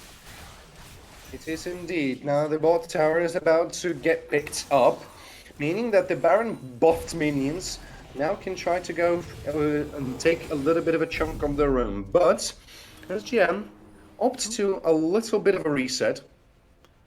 31 minutes into the game, 10.5k gold lead. However, this Kog'Maw is nearly at full build. He is looking for that mythic item, as Flay today might get caught here. Oh, he might be caught, and he is actually. Tries to save himself as much as he can. He uses even the Solar Flare, but the Wild Growth is here. He's still living, uses the Popcorn. He's pulling mode, but here comes the reinforcements. Now, maybe that reinforcements will make some kind of a difference. Kaizamoni will pick up the kill in this moment. The teleport is available for Barker Watcher. You have to be careful about that as well. Wow, I mean, extremely unfortunate there for Flay today. Pops the Scryer's Bloom, but finds nothing. But little does he know that they're right under their nose. Xandars might look for something, gets spotted here. He might be spotted, and he might be even... Oh, Bensol looking for a peek! Found him with the W Killer Instincts! I think that was a little bit of a premature Zonius, but the Shockwave is not used. There's a teleport still available for Pocket Watcher, and the Shockwave as well. So that means that the crucial, very crucial cooldown hasn't been used just yet. I mean, yeah, having these TPs is super, super nice for Forsaken, and despite this gold deficit, they find themselves very, very strong and in a very good position across the map at the moment. Really, really pressuring this top side. Perhaps a bit unlucky on the side of SGM that Bentool didn't pick up the kill there. It was a great look and a great W in, but just not enough burst damage. Just doesn't have the items for that kind of a play just yet. So Parker Watcher will still live with the TP available, the flash, and the ulti will get out for free. As It's the 4-man TP now, though, available for everybody. Teleports might be swinging all the way around because we have 1 minute and 25 seconds until the dragon is going to be spawned, meaning that one of the teams will have to pull the trigger. The Baron buff should be wearing off at this moment, any time now. Of course, and I mean, I think Forsaken doing a great job of this 4-1 comp, having this Jax splitting, while Kale is opting to group with her team to really press these leads, but you're not going to look for a pick. Jax is just getting free pressure as he will meet Kung Fu. Kung Fu might be actually in a bit of a trouble here because there's a lot of people, and Bensol will get instantly popped. So will Kung Fu. Double shutdown picked up by NSF, and now they're the one in the oppression. Takes the first tower. That means you can start the siege and not care about anything at all. The siege will be started. And SGM opting to retreat just a little bit. Take the tower and take the inhibitor. But it seems like SGM are looking to try and end the game. They have 30 seconds and they can try to do that. Also, the shadows have been stolen by Silas, meaning that if you want to go in, you can try to do this. A lot of damage, a lot of poke coming from Kale, but she takes a lot of damage as well. But the wave has been cleared. You can't go so deep this time around. But they decide maybe to stop. They opt to stay here a little longer and try it one more time, but no. They do have first track onto this dragon, and they will opt to just back off. 10 seconds. And it looks like they will claim this soul, but a great pick there. I mean, the ADC and jungler of Momentum just getting a little bit. They thought they were catching out Loree, so little did they know that they were the one being led into this trap, and now that soul going over to the side of Forsaken, and I mean, while perhaps the ulti cooldown, I mean, is actually quite big on a couple of their champs, but I think the move speed they gain, especially on this Kog'Maw, whenever he ults, he's going to get that little burst of move speed, might be more impactful than you might initially think. It's definitely true. A lot of items have been picked up already. Everybody is now reaching the moment when they are very, very scary, not demanding on the amount of gold that you still do have. The Cloud Soul has been picked up by Forsaken, leaving them a lot of options how to try and execute those fights. Also, the Shadow is still available for Xandar, so that means if he can... Oh, he's going to use it just... Those are style points, right? Sure. Those are style points. Yeah. Just sending a little warning shot. But yeah. I'm watching you, okay? I'm watching you. Baron gonna spawn up here in 40 seconds, and they do have the super minions running through the bot lane, and Xandars might get caught. Xandars decides to flash away. Flash, but now the counter engage might be on. Oh, W connecting. You might use your killer instincts in case you think that this is a good option. The Baron is about to stop Pawn in just about 30 seconds. Everybody is here. I think there was a teleport used by Kale, Yes. meaning that she is going I mean, to... look at how many super minions are someone going has into to the... catch this bot wave. I completely agree. I mean, at this rate, it's just going to be Winion if they can avoid getting engaged on at this point in time. Xandos will pick up Onslaught of the Shadows. Shadows again. I think they are looking to pull the trigger. Solo Player's not Oh. going to find anybody else. Divine Judgment is going to be used as well. Here comes the pony, but it's going to be instantly deleted out of the Summon's Risk. Killer Instinct is going to be used as well. But look at the base. The base is getting pushed. The base is getting pushed so hardly. This two-man teleport has been used right now, but there's only one teleport. Can you do it in time? Yes, it is. Xandos now trying to stop and prevent them from taking the Nexus. The Nexus is getting low. Can they do this in time? That's the big question. But they won't be able. Forsaken with the back door. Take the game and take the Sirius as they will advance to the semi-finals, I think. I mean, I'm speechless. What a back door! They completely like throw the Kog'Maw and the Lulu under the bus. They're like, you know what? Look, we have double TPs. I'm upside down. Hello. I don't know why I'm upside down. Hello, my friend. How Hi. do you feel? I'm vibing. Let me fix that for you right now.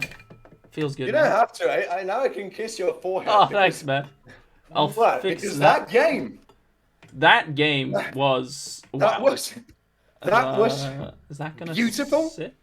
fantastic. Yeah, lovely. I love how my cam has just decided that it's had enough. I mean, I had enough. There we go. Perfect. What an ending. What an ending to what a series. I mean, sheesh.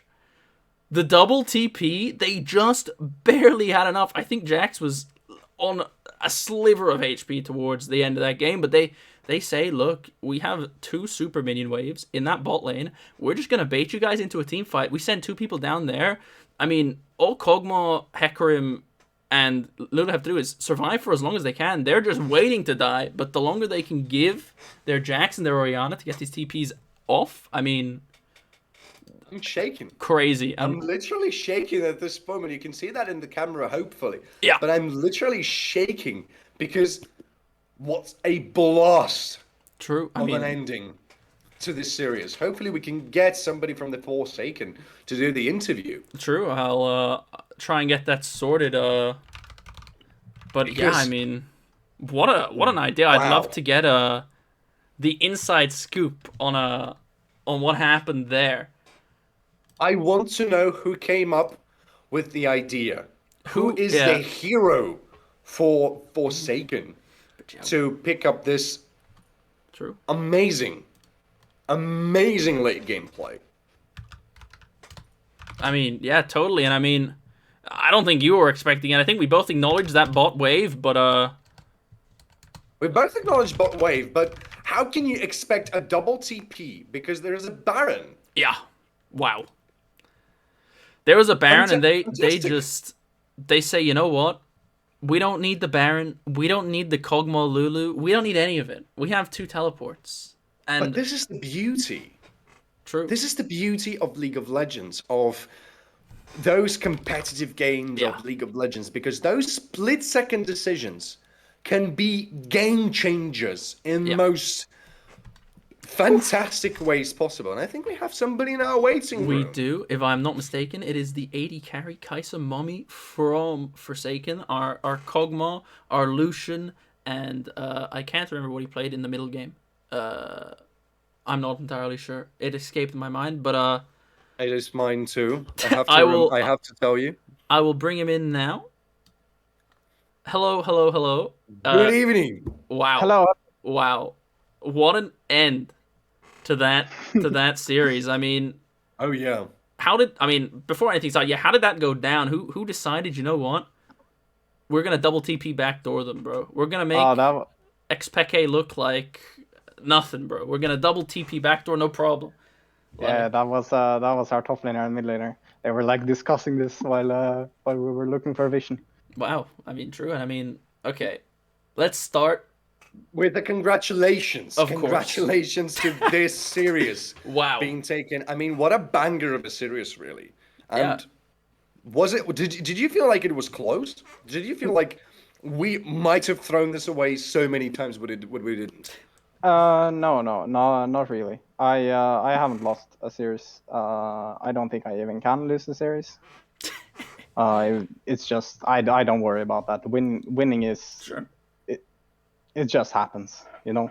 I love that confidence. I mean, so going into these drafts, right? I always like to talk a little bit about the draft. Were they to plan? Because a lot of these, like, especially the bans, seemed very preset in that game one. So talk me through a couple of the picks, a couple of the drafts, a couple of the bans. What was your team thinking? How did you guys want to play, or was it just kind of decided in the moment? Well, we did plan most of it. Sure. Like we have played against these guys before, so we just used our prior experience. Sometimes we messed a little bit up in draft. And I mean, I have to ask again about the game where they took Yasuo, Lucian. Were you expecting to play that kind of a lane out? No. I was expecting to play against Lucian, so I picked Ghost, and then I Yeah. was against Yasuo, so I was like, okay, And I guess I have to deal with this.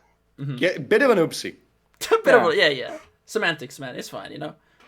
To say that. And I think important to take note. How did you guys feel about that?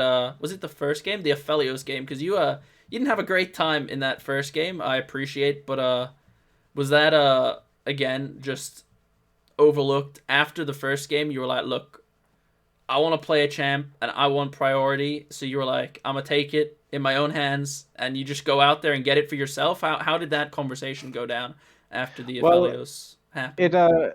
It mostly was like, okay, I'm so fucking good on Lucian. Yeah. So what if I just pick Ashe and beat him on Ashe? That's gonna be so fucking embarrassing. But no, it didn't happen, unfortunately, because I was playing against Yasuo.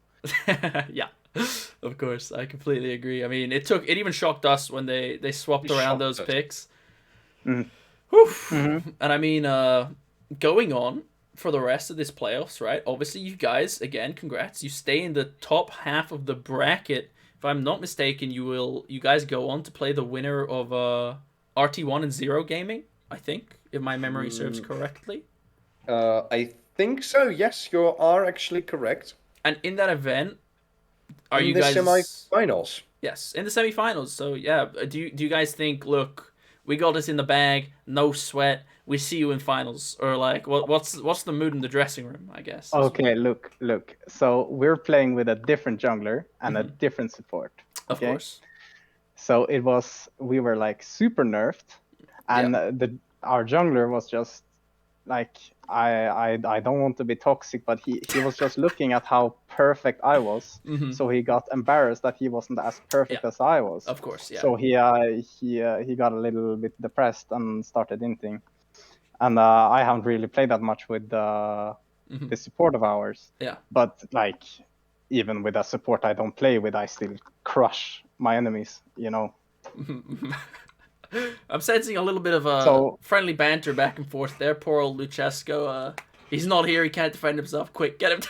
It's all good. So if this was the nerfed roster, we're gonna destroy them on our full roster. I love that confidence. And yeah, I mean, I completely agree, and I think that's all the questions I have. Do you have anything else to ask, to fill out in the end of this little interview? I was supposed to give Rengo a kiss. Oh, so okay. I'll give him a kiss. Go ahead. But like, yeah, he has no chance. Honestly, I'm way too perfect. Sheesh. Like, I don't think there is another being on the planet that is as perfect as I am. So like, he has no chance, unfortunately. Understandable. But I'll give him a kiss just to make him feel happy. Understandable. Rengo is in chat and looks like he is reciprocating, you know. But yeah, man, I appreciate it so much. Thanks for coming on, and again, congratulations on the win. Thank you very much, and congratulations. Thank you. And yeah, that was again. Well, Brady. Woof. Well, that was. How do you feel after this series? What do you feel? I mean, my heart is in my mouth with that ending. Like, you couldn't write it. Like, No, again, you can't script it. Game 1 goes the way of Forsaken. They have a real scrappy game. Momentum then kind of turned the tide. They're like, you know what? We're going to pick Lucian. We're going to pick Yasuo. We're going to pick Blitzcrank. They turned to the scrappy team fight themselves. And then game 3, super, super back and forth. Momentum taking a huge early lead. And then Forsaken clawing their way back into the game. Couple picks in the later stages of the game. And then a crazy, crazy TP. Double TP backdoor to just finish it all off is the cherry on top for me. I mean, crazy stuff. Crazy. Like, really, really crazy stuff. I am so privileged to cast this series for you, ladies and gentlemen in chat. You've been fantastic today with all the activeness and the fact that we've almost all the time stayed on 27, 30-ish viewers for these 3 hours that we've been live. Congrats to you guys. And I'm super privileged to work this series with you, Brady. And I would like to thank you. And I would like to thank everybody in the chat room. As I suppose this is the time for bid our farewells. We're going to see you in the next series. Thanks so much for tuning in. Thank you as well to you, Brillman. Always carrying the boys, getting the boys hyped. I like it. But yeah, thanks so much, guys, for tuning in. So I see you guys next time. Peace.